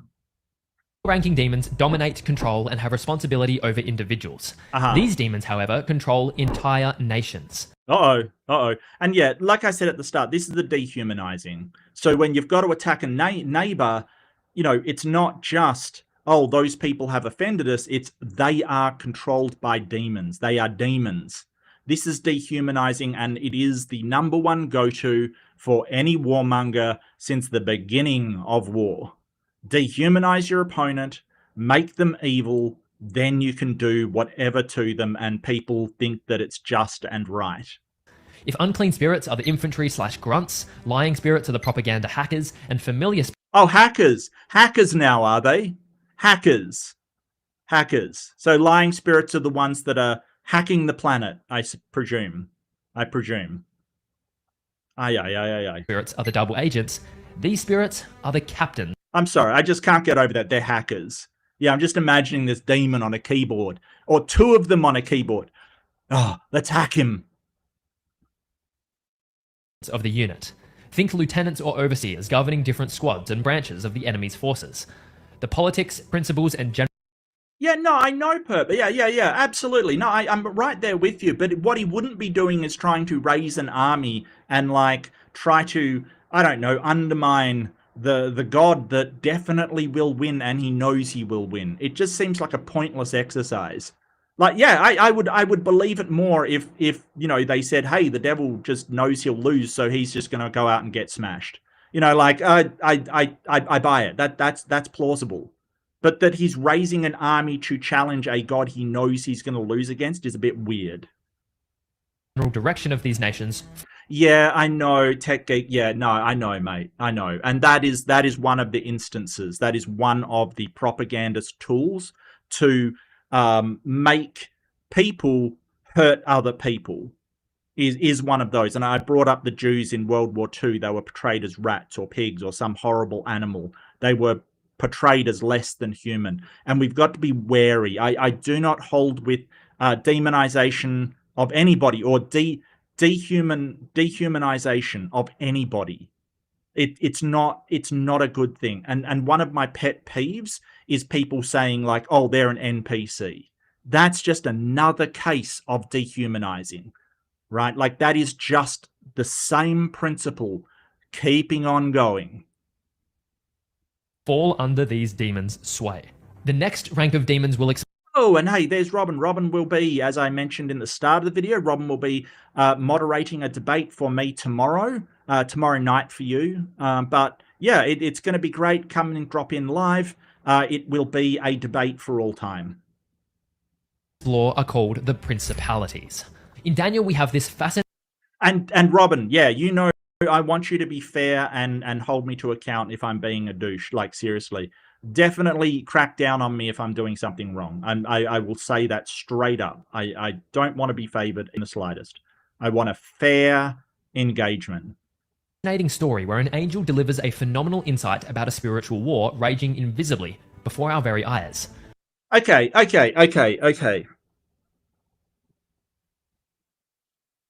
don't know how something can be invisible and then the next thing you say before our very eyes.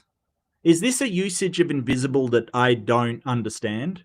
Like, it's invisible right in front of your eye. I suppose what he's saying is you look, you see nothing, but instead there's like a demon and an angel duking it out, you know, just having a good old fisticuffs, and you're completely unaware and walk through them to get your coffee. You know, like, demons are fighting again. I don't know. I believe it is 9 Eastern time. It's 10 a.m. my time, which is weird, Australian Western Standard Time, but it's 9 p.m. Eastern time, I believe. Oh, good. Daniel is mourning over the future fate of his people and of Jerusalem. We see that when the angel says he has come to make Daniel understand what... Oh, this is a shot from a Japanese anime. Kyle? Will happen to his people in the latter days. He sounds like quite an intimidating teacher. In fact, Daniel faceplants at the sight of him, but the angel explains that he was delayed for 3 weeks by the Prince of Persia. Yeah, no, I must admit, in my early youth, I played the crap out of that game as well. Prince of Persia, yeah, I absolutely know. I gotcha. That chewed up a lot of my time as well. I'm not surprised he was late to his business appointment playing Prince of Persia. Yeah, it's mm. Ah, look, I know that feels. I know that feel. But look, this guy should be more professional. This was a spiritual entity that could battle against an angel. Oh, it's not the game. All right, well then you have no excuse. You have no excuse. It's a Prince of Persia.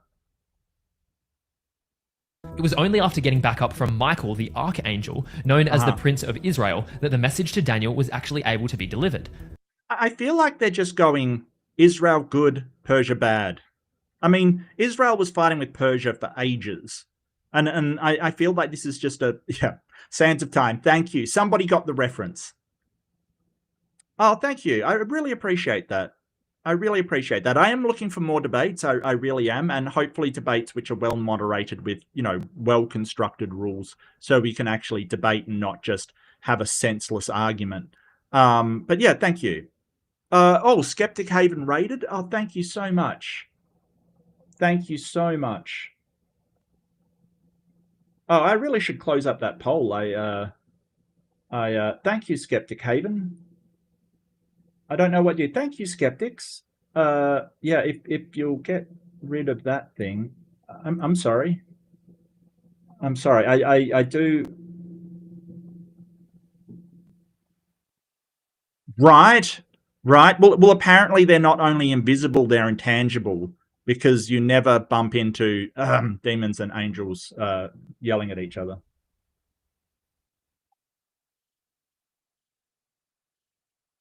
What is that link?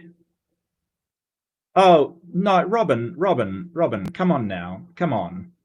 I've got my own stream for this. Come on. Let's not do that. Let's not do that. I've got my own link. Please use that one. Yeah, I'll grab my link for you. Just one sec. I will be streaming it live over here, so come and join in. I try to keep an eye on chat as much as possible. It should be a fun time. Should be a fun time. There it is.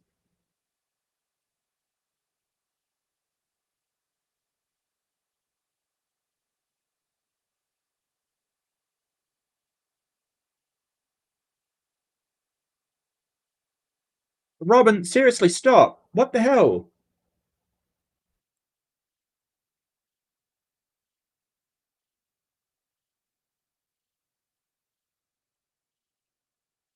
Come on, Robin. Like, seriously, I just warned you. Like, come on, I'm doing my own stream.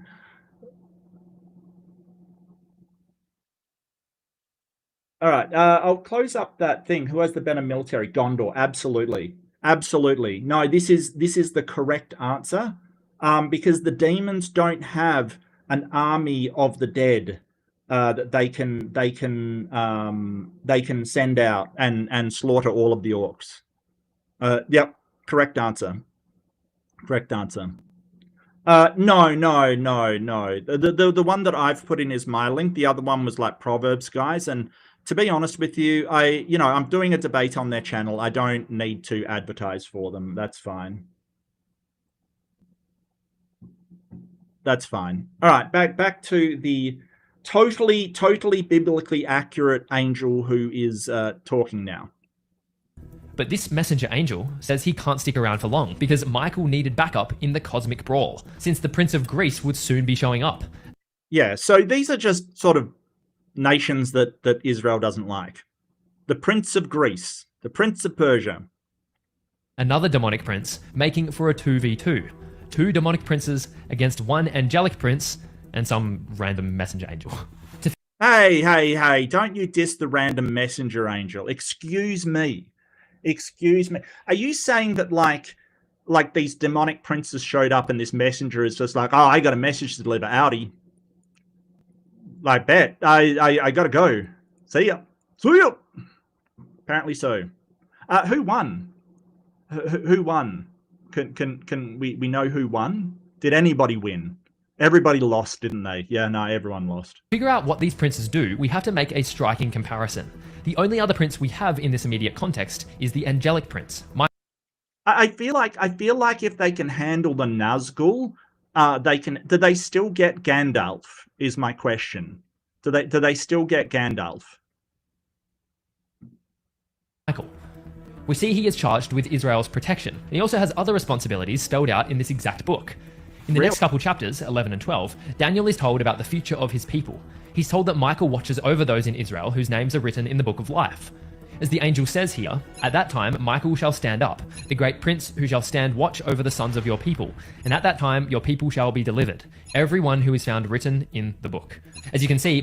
What if you're not in the book? What happens to them? What happens to the people who aren't in the book? What happens? I'm not familiar with this one. To the people who are not in the book of life. I dread to think. Oh, they're lake of fire for them. Yeah, no, okay, gotcha. The lake of fire. Torture, everybody. Torture. You got to play this campaign. Yeah, it's look. It's growing on me. It's growing on me. I still don't think their monster manual is as good as the D&D monster manual. I gotta say. Pictures are definitely better for the D&D monster manual. You end up in a Star Wars prequel? Look. God may torture people, but that is not on. That is, you know, no, absolutely not. That's too much. That's too much. Michael has a responsibility to protect the people written in the Book of Life from spiritual attack. In the New Testament, we find that the princes of the nations of this world have the complete opposite goal. Just as this prince of Persia wished to prevent the message from getting to Daniel, demons in this world wish to prevent people from hearing the gospel message themselves. Okay. As Paul warns Timothy, some will abandon the faith to follow the doctrines of demons. Yeah, and God will send a strong delusion, as said in Thessalonians, to make people do that. I can't help but feel like that's entrapment. I really do feel like that's entrapment. It's not a sting operation. It's like they wouldn't have believed it, but God will send a great delusion, so they will. Great. One of the key strategies of the devil's forces is to keep the true gospel message from the ears of unbelievers. If an unbeliever hears the gospel and is saved... I feel like he's now just making fun of me. Look, how did he know I was bald? Has he got... This is wild. This is wild. That's definitely me. That is exactly... Is that me? That's me. That is me. Look, we're twins. We are twins. Incredible. He's a prophet. He's a prophet. He knew I would be watching and drew me. Satan has lost yet another soul to his enemy, God. The principality's job is to ensure that God's image bearers remain separated from their God for as long as possible. But although these demons seem quite powerful and wield significant influence, there are other demons who sit a rank above them, who are... Oh, so they do nations? What do these guys do, like the world? They're the world demon? What do they have control over? I got to find out. And where's their stat block? I need their stat block. How did he know? Far more powerful and far more influential. But before we look at the next powerful rank of demon, I want to discuss a few dishonorable mentions. Dishonorable. Other than Satan himself, there are only 3 named demons in the entire Bible, and they appear at very strange... I'm sorry, so you say demons are all throughout this book, and then, like, they're mentioned 3 times, and there's a couple of other ones that are named. Like, that's not all throughout the book. Times. The first is a collective of demons named Legion, who we discussed earlier. The word... That was actually a pretty good film. I think it had, what's his name? Bethany in it? That was pretty good. I mean, the ending was a bit crap, but it wasn't bad. Legion, good film. Except the ending, of course. Legion was actually a Roman military term used to describe a unit containing thousands of soldiers, implying there may have been thousands of demons inside this individual. A scary thought to have. The second dishonorable mention goes to Beelzebub, the prince of demons in scripture. His name means Lord of the Flies, and what started as a name of a false god in the Old Testament was adopted into Jewish culture as the name of a powerful demonic leader in the New. Yeah, so the origin of Beelzebub, I believe that has origins in sort of Mesopotamian religion kind of thing.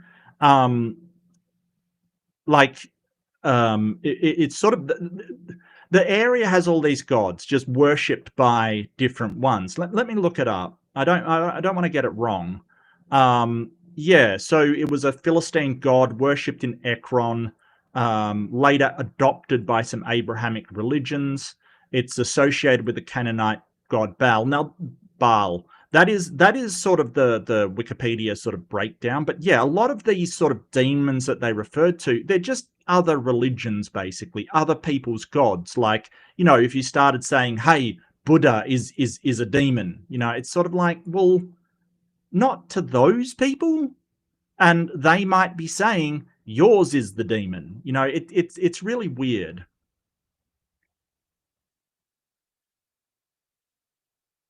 It's very, very strange. He's mentioned by the Pharisees when they accuse Jesus of using the power of Beelzebub, the prince of demons, to cast out demons. Really? Isn't Psalms like isn't that like songs? Isn't that like highly poetic because it's songs? I always get annoyed when people are like, well, it says in Psalms this dashing on the rock, and it's like, yeah, but it's a song.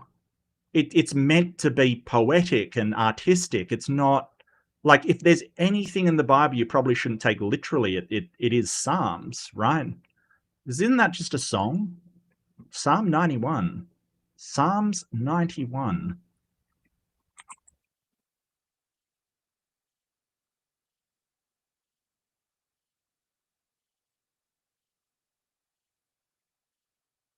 Uh,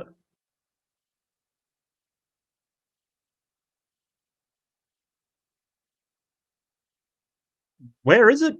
Like, is it the thousands fault? What am I on? Oh, okay. I'll go to NIV. That's fine.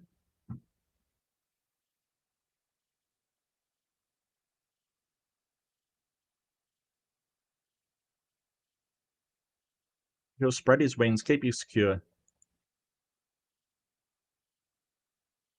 You'll not be harmed, though thousands fall all around you.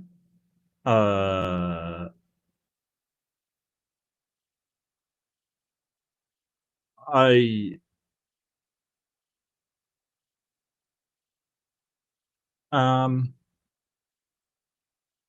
confused, but that's okay. I don't see a legion. I think that when they're saying thousands will fall around you, he's really talking about all your mates are going to be killed in these battles. All your mates are. Psalm 91 was an exorcism ritual? Was it? Interesting.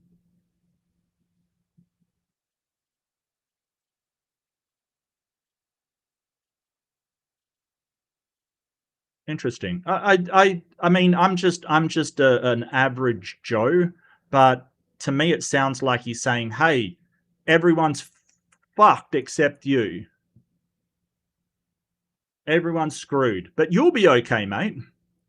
Outside of this reference and another in Matthew 10, we know very little about this figure called Beelzebub, but he's certainly dishonorable enough to get a mention here. And I mean, if you tell everybody that, if you tell everybody, "Hey, thousands of people are fucked, but you'll be okay," it's going to be true for some people, and they're going to come back and go, "You were right," because the guys that don't, they're not going to tell anybody.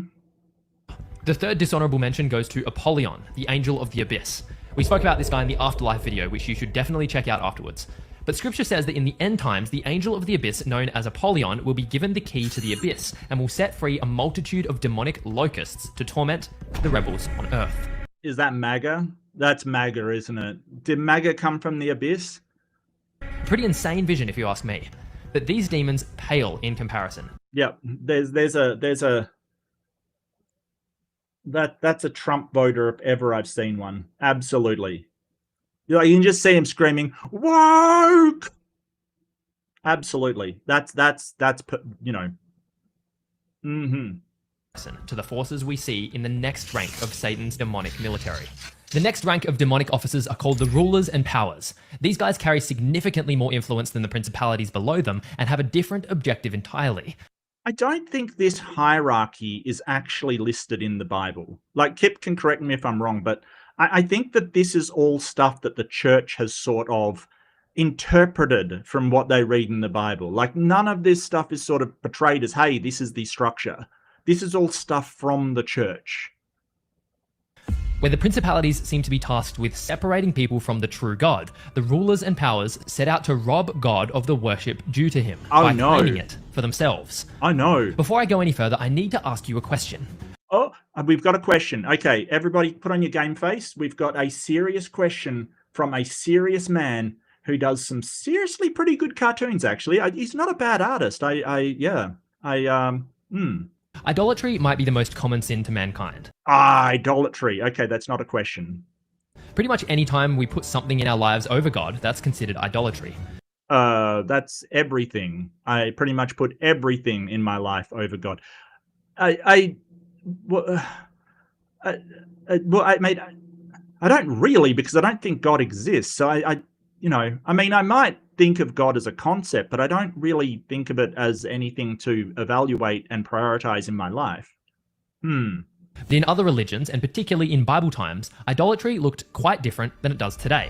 They'd construct shrines, poles, and statues to worship. Poles. Yeah, we all love poles around here. Yep, shrines, poles. Is that a, totem pole from a Native American totem pole? I feel like that's just rude. And sacrifice to, as if there was something special about the statue itself. People bow down and follow after false gods all the time. But are these gods actually real? You mean like the crucifixes in churches? You mean like those? Those crucifixes that people pray to? Is that what we're talking about? Is that what, statues of the Virgin Mary and stuff? Is that? I mean, what's the difference?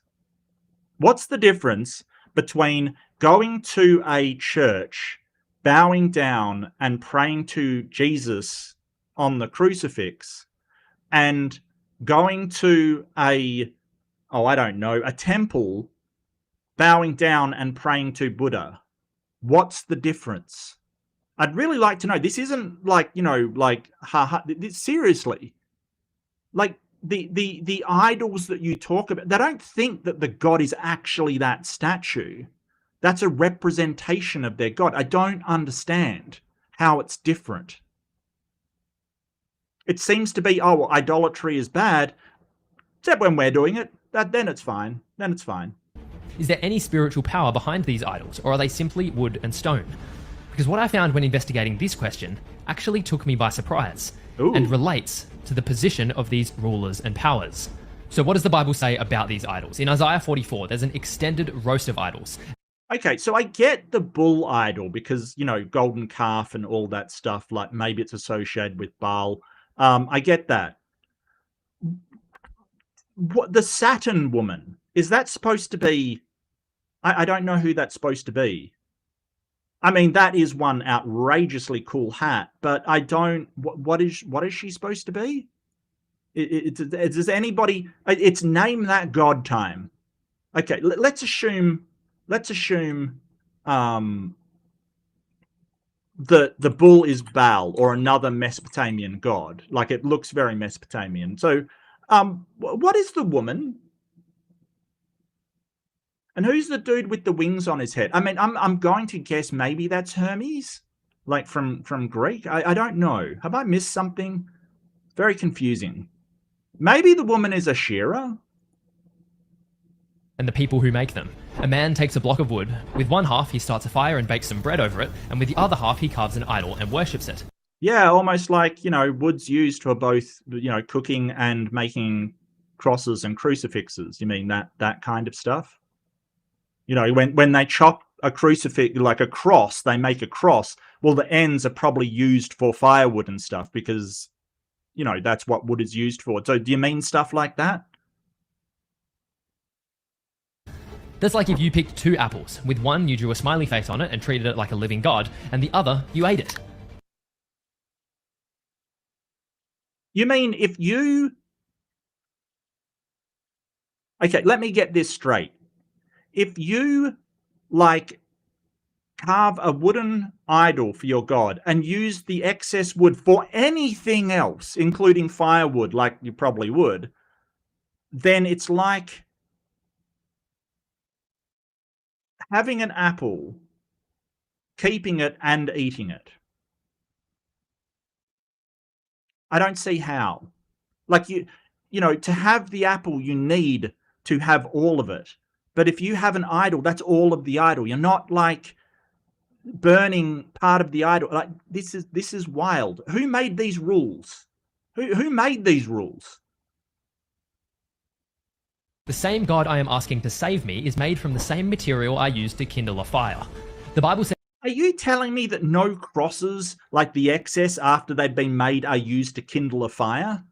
As I have doubts. I have doubts. And yeah, cultural appropriation. Someone mentioned it.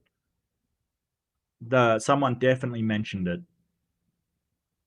You've made a food. Well, obviously you're a Bast worshipper, Bastet, Egyptian goddess of cats. Look, I'm on board with that. Yeah, that's cultural appropriation. You're not wrong. That is just wanton cultural appropriation. He said 2 apples, not 1. Then I don't get the problem. If you want to keep one apple and eat the other, that's you know, maybe you're not hungry. That's totally understandable. I don't get the metaphor here. I really do not. You're right, Purple. As opposed to eating a cracker that the priest told you was Jesus' body. Yeah.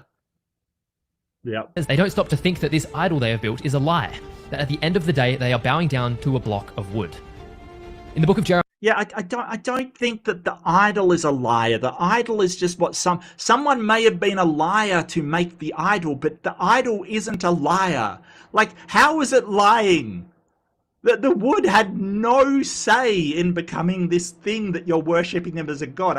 The idol is a liar. No, it's just a block of wood that's been shaped as a representation for an abstraction. It's not actually lying. Why do they do this? Jeremiah, the Lord speaks through the prophet, saying that their idols can do no harm and no good. A few chapters later, we see this... Oh, so totally neutral. Oh, it's a neutral thing. Okay, that's fine. That's fine. Completely amoral in that case. No? Somehow I don't think he thinks that way. Phrase proclaimed. Do people make their own gods?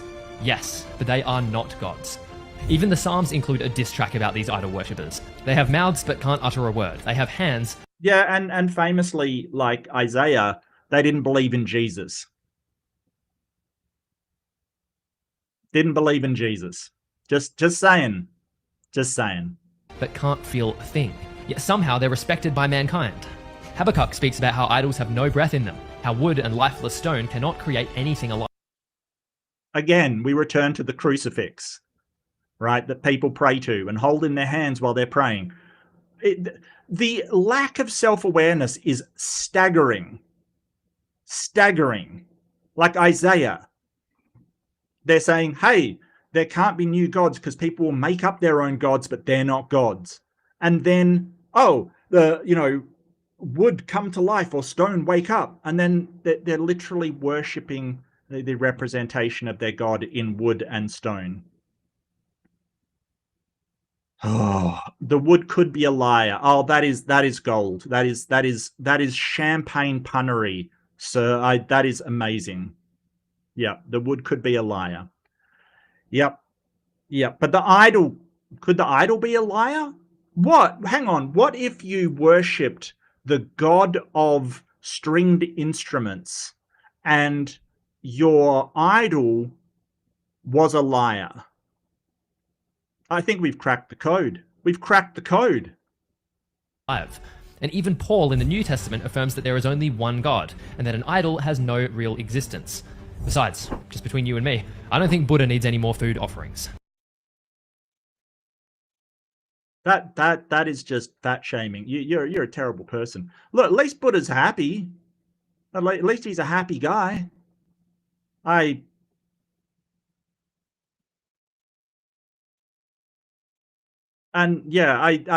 Nobody's doing food offerings anymore. And Buddha has Buddha ever done food offerings?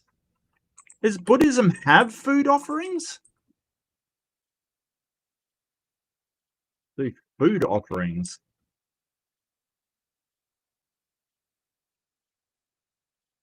Oh, it is something in Buddhism. Oh, it's all food for the monks. Okay.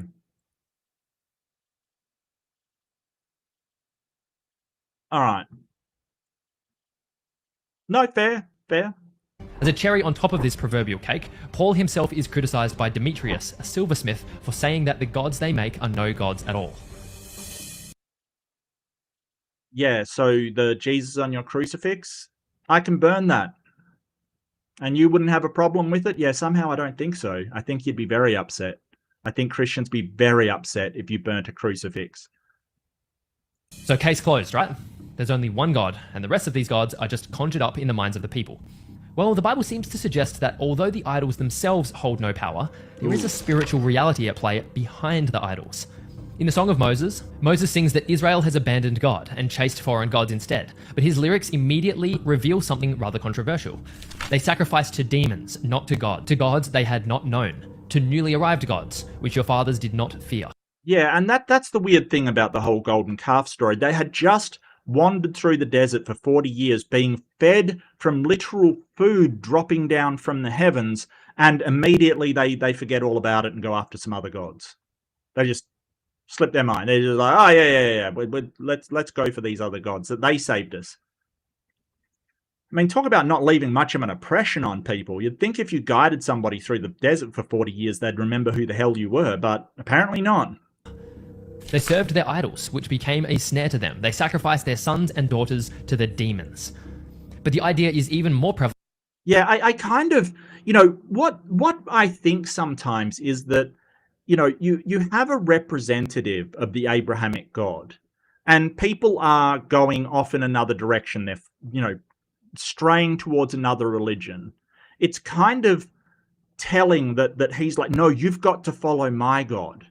And I must remind you that the end of that story, basically, I think it's the Levites, this priest class, go and cut people apart. They slice them to ribbons.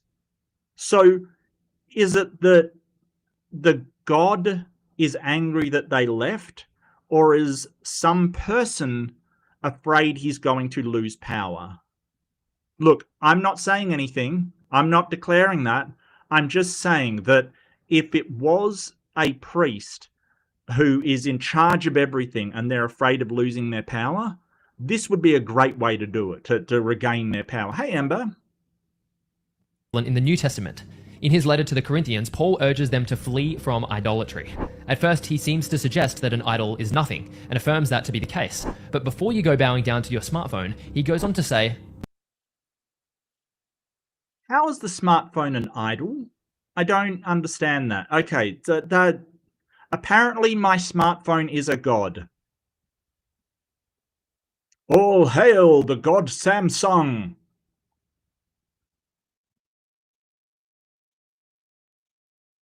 Wow. no, I imply that what pagans sacrifice, they offer up to demons and not to God. And I do not want you to be participants with demons. What am I sacrificing to my iPhone? Or, my Samsung Galaxy? What am I sacrificing exactly? Except for my time and perhaps some brain cells. I don't, we don't worship these things any more than, someone enthusiastic about a car worships their car as a god. Like, I feel like they're sort of playing with the language here. They're sort of saying, hey, if you prioritize this over God, you're worshipping it. No. Because you prioritize your kids, you're not worshipping your kids. You prioritize your job, you're not worshipping it. It's this all or nothing thing. It's this black and white thinking of if you have something prioritized, then it's a worship. No, that is not what worship means. It's not how anybody uses it. You are twisting language. Stop it. And perhaps the final nail in the coffin, in Revelation, we have an explicit verse. I don't think I've had one nail yet. Like, all of this is like the Bible says this and this is how I interpret it. Where's the first nail? The final nail in the coffin. Yeah, I don't think you got to the first one, mate. Talking about an unrepentant world worshipping idols and the demonic powers behind. of gold and silver and bronze and stone and wood. What? Yeah, you're totally wrong, because it's now NFTs. Okay, that's the worship, and I don't see NFTs in there anywhere. Sorry. Yeah, that did not happen, because there is no memes anywhere in. We all know that we worship memes these days. So, you know, totally wrong. It wasn't gold and silver, it was memes. Behind them. So if there's powerful spirits behind these idols of wood and stone, what in the world are they like? Well, their influence stretches much further than the principalities, because some of these false gods are worshipped all around the world, across many different people groups and time periods. Let me guess, other religions? That's the demon people, is other religions? You know, not a lot has changed in the last 2,000, 3,000 years. Don't like other people, don't like their nations? Demon worshippers. Not a lot has changed, really. Take Baal, for example, mentioned all over the Old Testament as the common idol the Israelites turned to in their heathen days. Judges 2 says the people followed the Baal. Well, Baal was the brother of Yahweh in sort of the original religion, and El was seen as the father. I mean, there's a bit of sort of argument and discussions among historians, but generally that was the sort of Mesopotamian polytheistic sort of religion. And Asherah was the consort of El. Then when Yahweh kind of absorbed El and Asherah and, you know, became just a single solo god. And then Baal, who was the god of the Philistines, just the brother of Yahweh, was kind of then a demon, the devil. But that's not how it started. It's almost like some guy went, hey, I don't like these people. I don't like that they're not worshipping the God that I'm worshipping. Demons. Implying a plethora of different false gods. But in the epic confrontation with Elijah, he seems to target an individual god named Baal.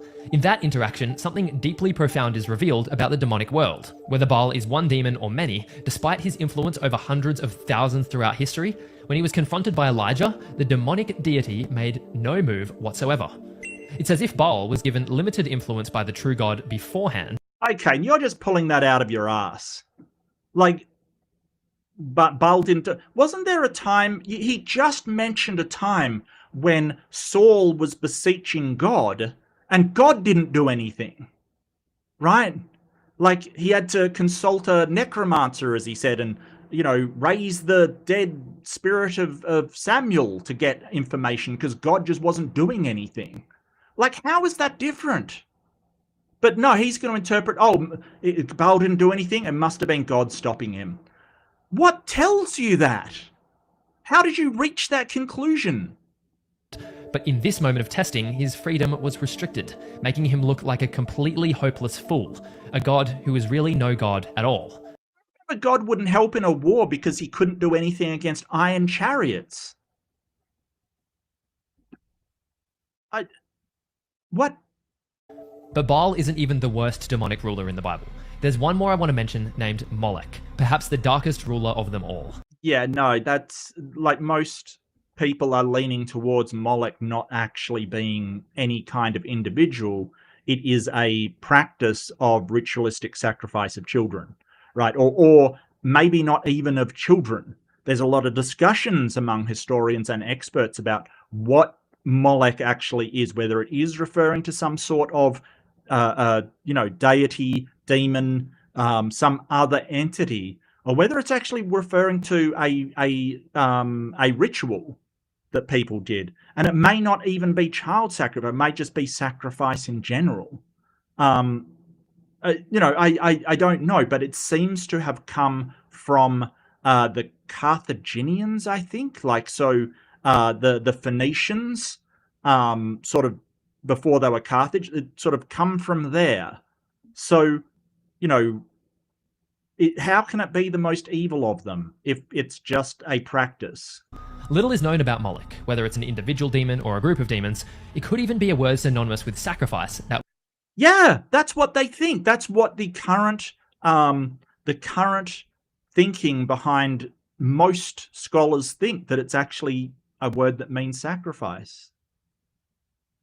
So maybe it's even this thing that people are saying it is. Was later personified as a false god. Regardless, the Bible always connects Moloch to the horrific ritual practice that would tip God over the edge. A practice he repeatedly calls an abomination. Oh, that tips things over that tips God over the edge, really. But the Epstein files he's just cool with. Really. Really. Out of all the horrible, inhuman, disgusting thing humans have done, that's the thing that tips him over the edge. Okay. So he's cool up until that point. Wow. Great. Thanks, God. The sacrifice of his people's children. They pass their babies through fire, seemingly burning them to death as an ultimate offering to this heinous false deity. Every time the murder of innocent babies comes up, God condemns it with very strong language. Yeah, you absolutely should, how dare you burn these poor innocent children? You should stab them to death like Abraham was going to do to Isaac. That's holy. It's the burning that's terrible. And, straight into the lake of fire with you. How dare you? These guys are just two of the thousands of false gods worshipped throughout the Bible. But what's scary to know is that these rulers of old are still in operation today. Really? Are you sure? I don't know many Baal worshippers around today. Is there a church of Baal? I've never looked before. Baal religion church. Current? I mean, you could have a really, a neo-Baal movement, right? You could have punchlines of bringing back the Baal movement, and I did steal that one from Purple, who made it earlier. Look, I'm I just to annoy the Christians, I would do it. Yeah, no, I stole it from Purple. Come on, let's bring back the Baal movements. Let's have a healthy Baal movement. I'm right on board. Come on, let's do it. Bringing back the Baal. Yeah, no, it's not apparently in modern time, but they probably think there's cults and stuff everywhere because these people always do. Through various world religions and cults, these demonic rulers... Oh, I'm sorry. Islam is not a religion that used to be around the time of the ancient Canaanites. I'm sorry. Can I just call bullshit on this one? This is just total crap. The Islam generated around the 7th century, and they still sort of endorse the Old Testament. What are you talking about? It's the same God. Allah is the same God as Yahweh. Ishmael and Isaac. Continue to influence swarms of God's people away from their creator, to worship icons, statues, or Yeah, how dare they pray in front of some kind of altar? That's just reprehensible. Oh, not us, not our altar. No, that's fine. That's fine. No, it's theirs. That's terrible. Yeah, of course. buildings, to worship false prophets, money, sex, or even themselves. Okay. Islam does not worship money, material things. They're very community orientated, but you can see what they're doing here. This religion is demons. They're demonic. It's a problem, right? Like, don't get me wrong. There are terrible Islamic people, but there's also some terrible Christian people as well. You can't just paint with a broad brush. You just, ugh.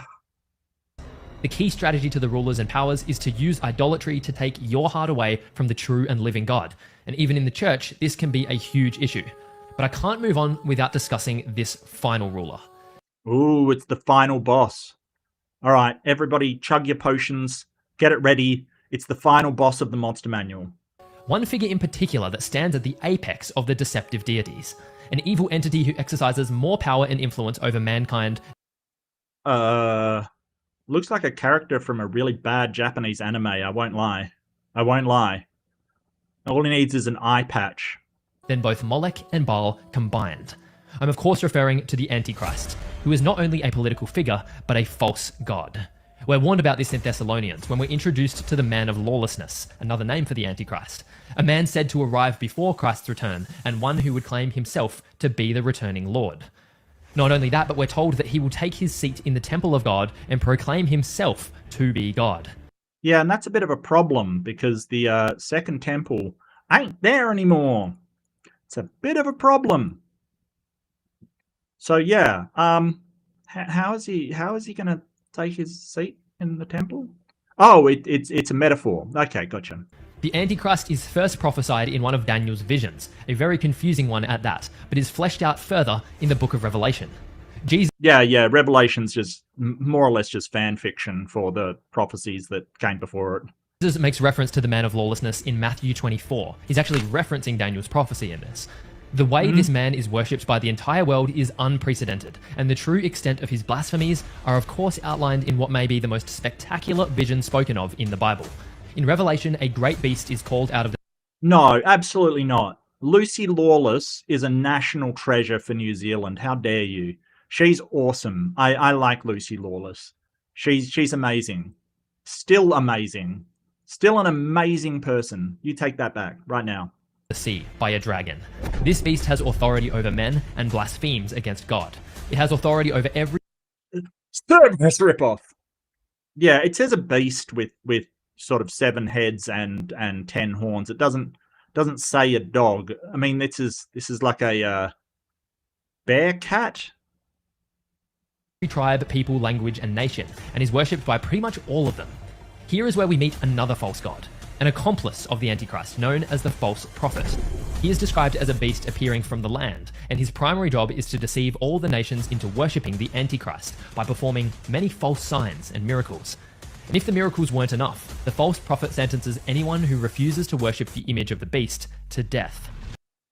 Yeah, okay. So which one of these are demons? Oh, no, you can worship Lucy Lawless. I mean, it'd be a bit awkward, but yeah, sure. Yeah, no, I'm right on board with that. I mean, she kind of protected the vulnerable and stuff. I'm right on board with that. Every person who isn't written in the Lamb's Book of Life will worship this demonic power. And what happens to the people that aren't? Exactly. Oh, yes, that's right. They're thrown into a lake of fire to be tortured for eternity. So who's the bad guy here? I mean, don't get me wrong. It sounds horrible killing people because they don't worship your sign or your mark. But it also sounds pretty bad if afterwards, just because you didn't believe in something, they're going to throw you into a lake of fire to be tortured for eternity. That sounds a bit bad. Sounds a bit bad. I don't think there's any good guys here. And plus, like we discussed earlier, all of this is written down as prophecy. So the Antichrist will know that ultimately he loses this. He will 100% lose because it is fated to happen. Like, it's just such a stupid story.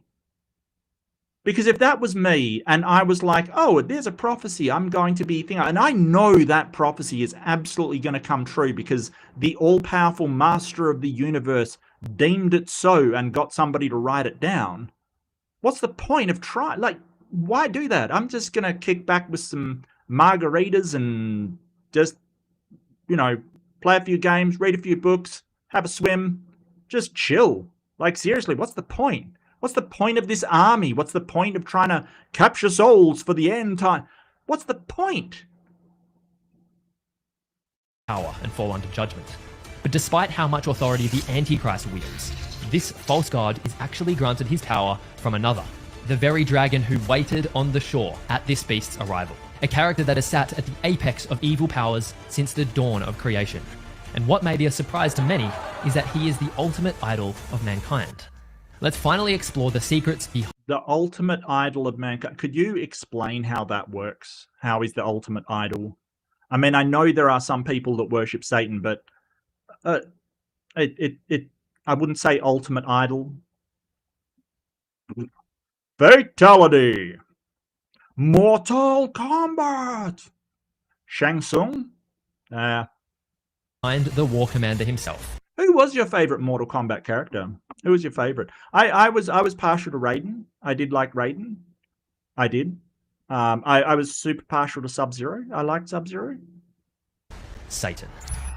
Satan is the commander-in-chief of the demonic army. I mean, he's the reason there's even a war in the first place. He started it. Oh, yeah. No, in God's book, he clearly says, yeah, this guy started it. It's always his fault. Yeah, no, America has the same thing. It's basically, they started it. It's always them. That the dragon, who we know to be Satan, swept a third of the stars from the heavens. Most believe this to mean that a third of the angels followed Satan in his rebellion and became unclean, fallen angels. These are the ranks we've discussed so far, but it's time to hone in on the commander behind it all. Satan has employed countless strategies in his unending attack on mankind, but he personally uses two... Oh, that looks like just a feel-good buddy story. I'd watch that anime. ...techniques to condemn humanity before God. The first is a title he has absolutely mastered, the Tempter. All throughout scripture, Satan is described as a tempter. The most famous example is in Genesis 3, where he successfully tempts Eve to take... Yes, he is described as the tempter, but it never says that the snake in Eden was Satan. It never says that. And in fact, in Job, you've got Satan walking with God, while God cursed him to slither on his belly for all of his days. So that can't be, the snake in Eden cannot be Satan or Shaitan, right? It can't be. So the only thing that links the two is that in the New Testament, it refers to Satan as that old serpent. And they go, oh, serpent from the garden has to be that. But there is nothing linking that, right? Like there is nothing to say that the original serpent in the garden was Satan. There's nothing linking that. It's not named. It's just the serpent is all it's called in the Eden story. It's not like there is no reason for it to be the same entity at all. It's just, hey, someone was did a tempting thing. And yeah, apparently, Satan did tempt people, right? And there's a very good reason for that. Because in the sort of Hebrew kind of definition of Satan, he was kind of like God's prosecutor. He would accuse people. And that's what Satan means. It's the accuser. But why would he accuse people of doing evil to God if he's working against him? Well, in the Jewish tradition, he wasn't. In the Hebrew tradition, he wasn't working against. He was like employed by God. That's what God wanted him to do. He wanted him to ferret out all of the disloyal people. So he would accuse them. Take the forbidden fruit in the Garden of Eden. But he doesn't stop there. He incites Job against God by ruining his life, tempting him to curse God to his face. He tempts David to take a census of Israel. Yeah, and God, just rickrolled Job. Great guy. But, this is the thing. He's supposed to root out disloyalty. And God's walking with him just fine in Job. They're having a conversation. They're cool with one another, as you would expect. He famously tempts Christ in the desert. He tempts Ananias and Sapphira to withhold part of his house payment from the church, despite promising to give it all. And he tries to tempt married couples into adultery by separating them, suffocating their sexual intimacy. And these are just the explicit mentions of Satan's tempting. There are surely countless others where his name is not included. We all have experienced being tempted by the devil, and oftentimes we... No, we haven't. No, we haven't all experienced being tempted by the devil. I'm tempted by a lot of things. I'm tempted to turn this video off and call it a waste of time nonsense, but I don't. And that's not the devil, okay? It's nothing to do with it. People have desires and wants and, make decisions. None of it's the devil, my guy. Ugh. Fall for his lies. But this is only his first title. The second title he does just as often, but is seen far less from our perspective. That is the title of the Accuser, where he accuses mankind of sin before a holy God. Yep. The word Satan literally means accuser, and is explicitly named as such in the book of Revelation. He accuses Job of only fearing God because he's put a hedge of protection around him. Yep. Basically saying that if God let him suffer, he would fall on his face. Yeah. So he accuses, and that's what his role was in Hebrew tradition. He would accuse people. And this is the thing. It's kind of, if he is the great evil, why is he pointing out the disloyal and the people that are, time travelers? Hey, time travelers, welcome back in time to around 3000 BCE, where people believed that demons were possessing people and then went into pigs and stuff. You know, but the whole point is, why would Satan, and yes, his name literally means the accuser, why would he be pointing out people that weren't loyal to God if he was trying to oppose God? He wouldn't. He would be going, hey, you know, you're not being godly, good work. But he doesn't. He dobs them in. He rats on them. Sorry, dobs them in is just such an Australianism. He rats on them for punishment. Oh, thank you so much, man. You've been doing some killer streams lately. Look, Nick from In Time, check him out. He's been doing some amazing streams. I only regret that he's on the wrong side of the planet and I don't get to see them live more often. But yeah, fantastic work, Nick. I think you are doing absolute gangbusters over there. And I've watched some of your videos afterwards. You don't like my comments, but that's okay. I know you're busy. That's fine. I'm joking. It's totally fine, mate. It's totally fine. But yeah, so if the demon, the Satan was working against God, he wouldn't rat on them to God. He would just go, yeah, just keep going. Just keep cheating on your wife. I'm not going to accuse you and stop you from doing it. Why? Because in the Hebrew tradition, he was like God's prosecutor. That's sort of the closest thing you could find to him. He would bring charges against people sinning before God and go, this person needs to be punished. Thanks, Ember. Really appreciate it, mate. Thank you. And curse God. Yeah, I think he covers a devil. Oh, nice. As you should. As you should. Yes. Yes, absolutely. It's the only way to stay sane. But yeah, I think that if you look in the Old Testament, not so much in the New Testament, because Satan's sort of blamed for everything in the New Testament, but if you look at through the lens of God's prosecutor, his enforcer of the laws in the Old Testament, it suddenly makes a lot more sense. Like that, hey, he sort of accuses Job and says to God, hey, Job is only worshipping you because he gets all this stuff, and then takes it away to see if he will. Like, that's his role. And God doesn't stop him. In fact, he kind of encourages him. He accuses Joshua the high priest in the book of Zechariah before the angel of the Lord. There he stands at his right hand, accusing him of sin because of his filthy clothes, despite being the high priest, the man closest to God. Satan's strategy is simple yet cunningly sinister. Okay. First, he tempts a man into sin using his God-given desires and perverting them. His God-given desires. So isn't it ultimately God's fault? No? Okay, he just gave us these desires for reasons, so they could be tempted. Why? If he knew everything that was going to happen ahead of time, why did he just not give us these desires? If they're God-given, why could he just not give us these desires to, like, you know, cheat outside of marriage or eat that 5th cupcake? You know, like, why not just not give us those desires and then the devil couldn't do anything? Because he knew what would happen ahead of time. Wild. He convinces the man that his desires can be satisfied not in God, but in sin. In this first stage, Satan embodies the title of the father of lies, given to him by Jesus. Satan lies to mankind all day, convincing them to abandon their God for what the world can offer. And once they fall for it, the second stage takes place. As soon as a man falls into sin, Satan pounces on it. He calls on God to execute justice on this sinner. Why? Why? If Satan is trying to convince people to fall away from God, which you've said, this guy said previously that's what he's doing, why accuse him? Why not just let him go hog wild?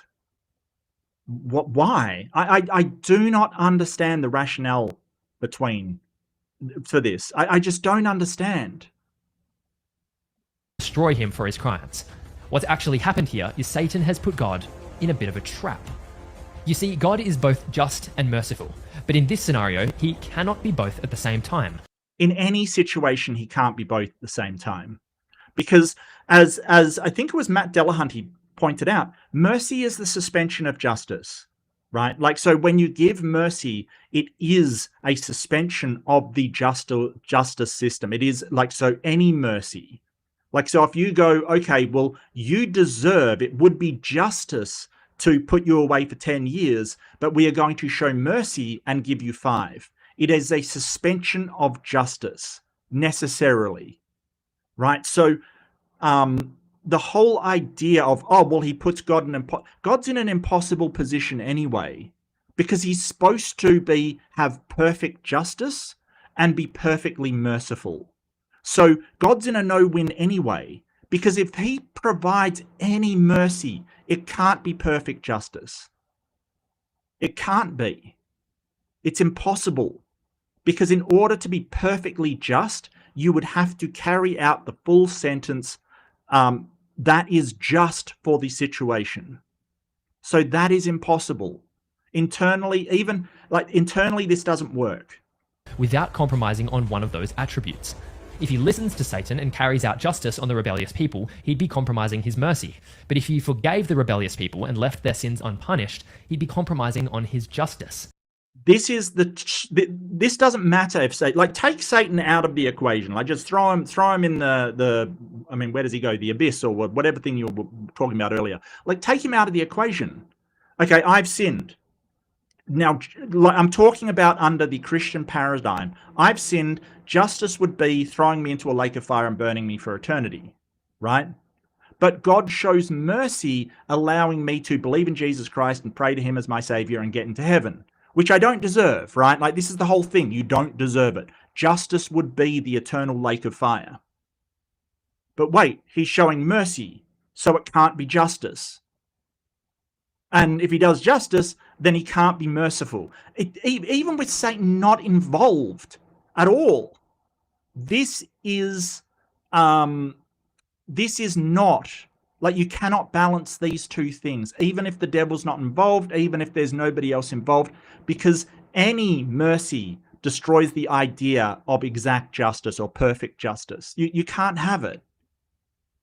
And don't get me wrong, mercy is a good trait. We want to, where we think that people can rehabilitate or become better people, we want to show mercy. That's a good thing. But it's not justice. You have to suspend justice in order to show mercy. That is just a thing. Gehenna? I think I went there in D&D once. It almost feels like Satan has God cornered. Something I never thought I'd say. No, God corners himself. Satan's not involved in any way, shape, or form. Out loud. But thankfully, God is not beat. He has a plan to totally annihilate Satan and his demonic military. Yeah, and Satan knows it. So what's the point of building up a military that you know for a fact will be destroyed and you will absolutely lose? It's wild. By sending his only son in human flesh, God himself lived the perfect life us humans could never live. I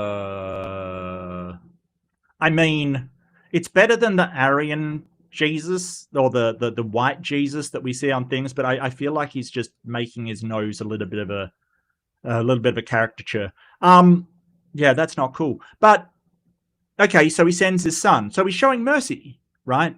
You deserve to be burnt alive, the Christians say. Don't get me wrong, I'm not saying this. The Christians are saying that. But he's going to send his son in order to show you mercy. Well, then he doesn't have justice. He is being merciful. He is suspending justice. Because as the Christians keep pointing out to me, you deserve the eternal fires of hell or obliteration or whatever the hell they're saying that hell is these days. I don't know. I'm not keeping up with the Christian hell doctrines, but you deserve that, which means that would be justice. But you're not getting justice. You're getting mercy. So it's not just that Satan undermines this. Their own soteriology, their own savior system defeats itself. As long as they're saying, hey, God is perfectly just. No, he's not. Satan has been successful in tempting every one of us to sin, but for the first time in human history, he failed. Jesus resisted the devil in the wilderness, and again on the cross, where he died a sinless sacrifice for the salvation of the... So he claims, well, actually, it's not even so he claims it, so his anonymous friends claim, I think. The world. This act totally destroyed Satan's argument, because somehow on that cross, both justice of God and the mercy of God were in full effect. No, it can't be. Because if you have a scapegoat, right? If you transgress in some way and somebody else is punished for it, that is not justice. How could that possibly be justice? Like, so if there is a transgression, say you get, and they always bring this up, a speeding ticket or whatever, and another person pays it, that is not justice, right?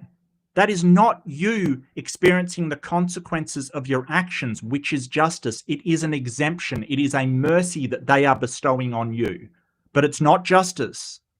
Because justice would be that you paid the speeding ticket because you were the one that transgressed. That is justice.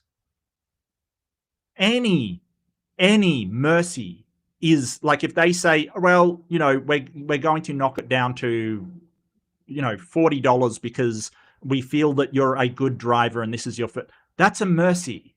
It's not justice, right? Like, so we've got to get this straight. How can it be that all of these other people have transgressed, like all these people robbed a bank, and you single out the one person that didn't and punish him for it, and they think that's justice? That isn't justice. You can argue all day that it's a great gift to be sacrificed for everybody's sins, or it was a great mercy. Sure, you can argue that. That's fine. But you can't say that's justice, because justice would be the perpetrators experiencing the consequences for their actions. And, the idea of a scapegoat has existed forever. You put all of your sins on an animal, or like a goat, and then you kill it, basically, absolving yourself of sins. But it's not justice. God carried out the justice meant for us on his son. And Yeah. I have a son. Some people, say horrible things to me, so I punish my son. What kind of justice is that? Like, it might be in your screwed up mind, a mercy for those people. Like, just say you've got a hair trigger, right? And you're a badass, and you're like, oh, these people, they flicked chewing gum at me, and it got on my shirt, and I have to wash it, and I will never get it out. I'm really angry. But I'm going to give them mercy by beating the crap out of my son. And that's your idea of justice. I'm sorry. That's ridiculous. That's ridiculous. he granted us the mercy we never deserved. In this glorious truth is the message we call the gospel, and it's open to every person watching. But, well, no one ever deserves mercy, kind of thing. Mercy is something that you grant people that goes beyond what they deserve, and it's mercy. It's a granting of suspension of justice in order to be kinder to the person involved. This video right now. If you haven't surrendered your life to Christ yet, you can do it right now while watching this very video. Simply pray that God would forgive you of your sins and tell him you receive the gift of Jesus for yourself. Do it, and you'll never look back.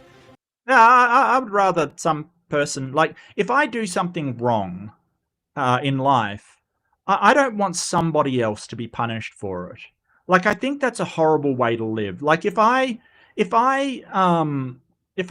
basically, wrong somebody, I get drunk, I get into a fight and hurt somebody, I don't want, some random bystander at the pub to be, put in jail and getting an assault charge. How is that justice? How is that justice? That's ridiculous. It's immoral. It's unethical. Because if you are giving the punishment to somebody that hasn't transgressed, then what imperative does that person have not to transgress in the future? Right? So if I'm at a pub, I get drunk, I punch out somebody, right? I'm just a horrible person. I punch out somebody. You know, and the cops go, they grab the guy 2 stools down and throw him in jail. Am I going to stop fighting in the pub? Of course not. There's no consequences for it. Yeah, so this video is actually sponsored by God and Better Health, because, you know, believing in demons, you got to see a psychiatrist or a psychologist. Yeah, Better Health for your mental health. Square that one away for me. Because as scary as these demons are, life with God grants you a hope found nowhere else on the planet. If you liked this video, please check out this one next. I've mentioned it a few Yeah, it didn't come up because it's not on YouTube. I'm playing it from my computer times, and I think it'll really encourage you in your walk with the Lord. This is a map of... So as I've sort of previously mentioned, it is... Whoops, sorry, peeps. It is all well and good to say, you know, hope under God, but you've got to get the counter. And one of the main predictors for mental health issues in young people is a belief in demons, that demons and devils and evil spirits are out there trying to get them. It's not right. When, if the justice and the death penalty, would you accept mercy and just take life in prison? I'm not for the death penalty at all. I don't think it's like sort of, so I've researched this for debates, and the death penalty, number one, it doesn't deter anybody. It doesn't actually deter anybody, because people who are doing it are usually, like, these crimes are either have some sort of mental illness, or they're desperate, absolutely desperate. And, you know, the death penalty as opposed to life in prison does not deter some of them, and some of them even think that, hey, being dead is better than what I'm going through right now, so win-win, basically. So I don't hold with the death penalty. It's also more expensive than life in prison. Strangely enough, it's a lot more expensive. And then there's the problem of, well, what if you kill some innocent person? So, you know, yeah, like, death penalty is never justice, because sooner or later you are going to sentence someone to death who doesn't deserve it, and you can't take it back. You can let someone out of prison, you can't undo a death penalty. So sooner or later you will do a grievous injustice that cannot be rectified. So that's why I oppose it, as well as anything really permanent, like, for instance, you know, cutting off people's hands for thievery and stuff. It's actually a demonic MLM. Like, all you have to do is if you sign up 10 demons, you can get in the up line and you know, really get some money under your belt. Just sign up 10 demons and you're fine. But, you know, this idea of demons and devils, I have never once, because I was raised in a secular household as an atheist. I didn't even, like, it wasn't like I was raised saying, hey, there's a God, don't believe in it. I just had no knowledge of it. I just wasn't introduced to the concept when young. And I've never once been afraid of demons and devils and stuff like that. I have been afraid of a ghost, right? When I was very young, it was like, oh, ghost. But not demons and devils and people trying to subvert me. It was more just, you know, see a movie when you were younger and, oh, dead people, you know, ghosts. So I really feel for people who are still worried about this stuff. Look, we've got problems at the moment.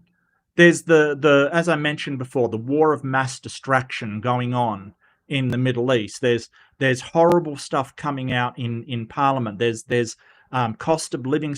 You know, blaming demons and devils is pointless. We got to find real solutions.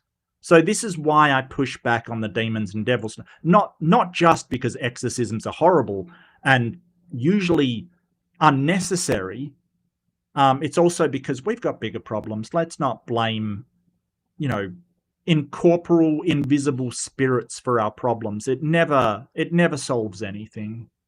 But anyway, that has been Bible animations, demon in the Bible drawn, and biblical hierarchy, which is never actually outlined in the Bible. He's just put this together from fan fiction, church fan fiction, essentially, that they put this together. Oh, there's these greater demons listed. That is not articulated in the Bible. But hey, if you love something, why not write some good old fan fiction and put it online and claim that you have researched the subject? Why not? Why not? Yeah, absolutely. Colorado biker, you're not wrong. Politicians, corporate entities, billionaires, people that are treading us underfoot. They're not invisible spirits. They are flesh and blood, and they can be stopped easily. But it's not going to happen praying to Jesus.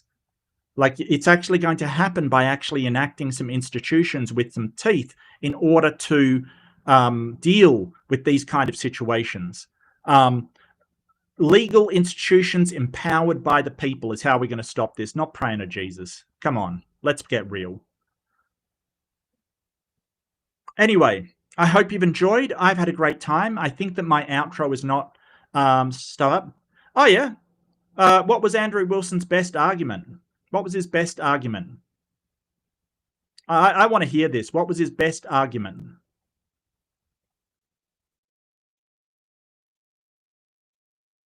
Don't mute him, anybody. He's definitely welcome. What was his best argument? I want to know. Write your own demon. Yeah, the Nephilim. Yeah, and I mean, if you read the Song of Solomon, that is absolutely spicy stuff in the Bible. God-fearing women used to read the Songs of Solomon to, because some hardcore porn. Well, it's softcore porn in what Wizard of Iz. What is your or the Wizard of Iz? What is your favorite argument in that debate? Favorite argument? No, you don't have one. Oh yeah, all of the statistics that Andrew said were actually lies. Every single one of them. He claimed that chemical castration had 100% elimination of recidivism. It doesn't. It's about 60. He claimed that like percentages of people who are religious living in my country. No, he's totally wrong. And then he plays it off like, oh, I knew that. I was just pulling a trap. Pulling a trap. Sure you were. Sure you were. And then he's so frustrated that he has to yell racist stuff. Just incredible. Incredible. That was a good point. He was right on that, Ember. That was correct. I can't refute that. I love my haircut as well. It's cheap. I have not paid for a haircut in years. I'm all on board. All on board. He looked up Austria. Yeah, I don't know. I don't know where he put... I honestly, I think he was just making shit up, to be honest with you, because none of the statistics he pulled out that day had any correlation with reality. Like, none of them were right. I looked them up afterwards, rewatched the debate, and all of them were wrong. I think he just makes shit up, to be honest with you. I mean, I saw this thing of him talking to a woman recently. I think it was on the whatever podcast. I don't know. It was on a short. And she was basically, she had to explain to him what the Agrippa trilemma was. This highly philosophical guy doesn't even know the Agrippa trilemma. Terrible. Terrible. It's also known as the Munchausen trilemma. Basically pulling yourself up by your own hair. Like, it's sort of circular. It doesn't work. But the Agrippa trilemma or the Munchausen trilemma is basically that knowledge ends in three. Robin sent that clip to you? Yeah, in three outcomes. It's either dogmatic assertion, circular argument, or infinite regress. And those are the three outcomes. Yeah, I don't know. I mean, statistics used properly aren't, but yes, many people use statistics, p-hacking. And I do note that the guy saying that I got rolled can't even think of one argument. And this is what happens when your arguments are based upon emotion and not actual argumentation. He cannot think of any single argument that Andrew Wilson made because he didn't make any arguments. He just appealed to emotion. He's just like, oh, this is bad. I don't like this. That's all that he had. It's all he's ever had. It's tragic. But, Anyway, I hope you've enjoyed. I don't think we'll get Mr. I've got arguments guy back, so which is a shame because he should just at least remember one argument that he made, right? If he's so up to date on the debate. But this is what I've been doing. I've been asking these people, what's the best argument he made? And it's crickets, right? It's crickets. They don't remember an argument.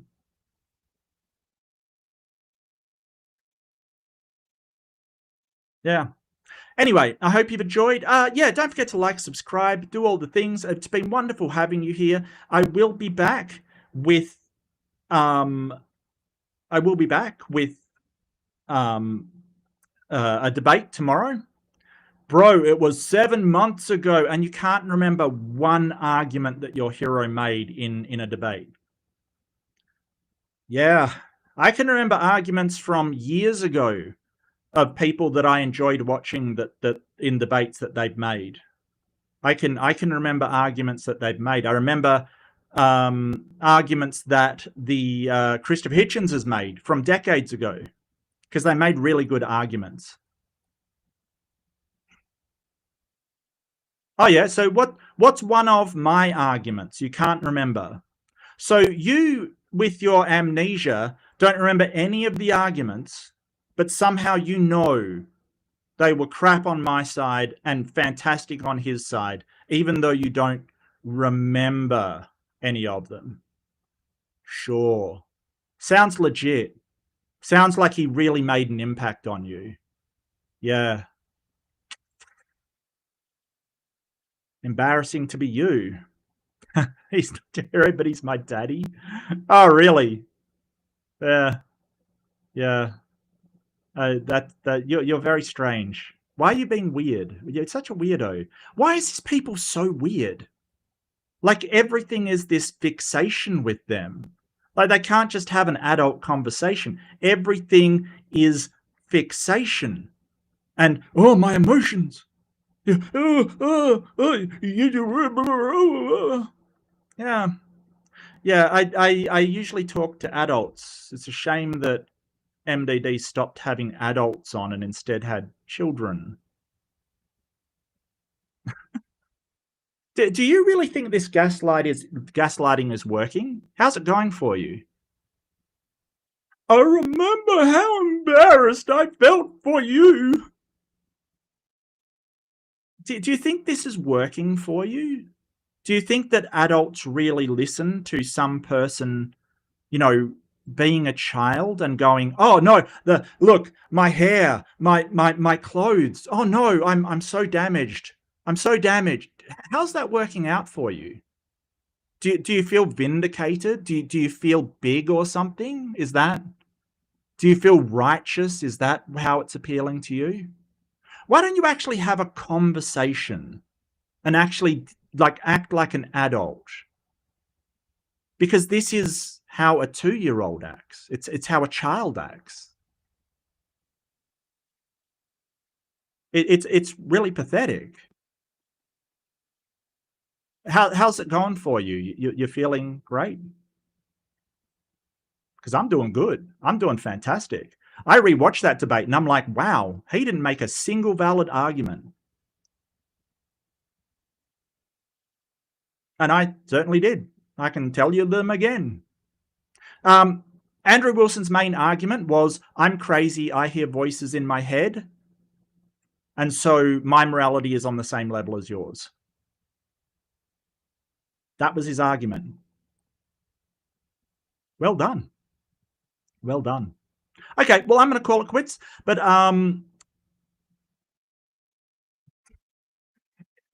it's a competition to you. You're trying to convince me that you feel better. Okay. Does that make you win? What have you won? What have you won? What have you won? You feel better. Really? What have you won? Yeah. You feel vindicated? You feel good? Okay. Wow. Look, you've been awesome. You've been fantastic. I know I'm making fun of you, but hey, I gotta say, It's actually funny, my guy. Like, seriously, I'm talking about real things, having real conversations, having interesting intellectual discussions with people that don't act like children. And then, you know, if you ever feel that you can do that, come and talk to me.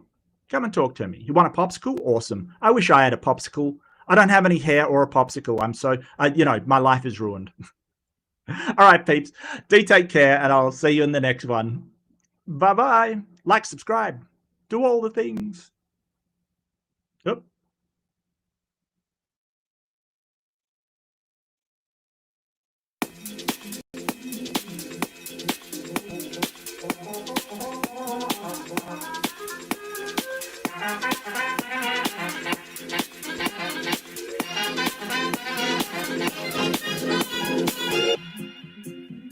To what new horizons can we look now? Where are tomorrow's opportunities? The frontiers of the future are not on any map. But now, what's ahead of us?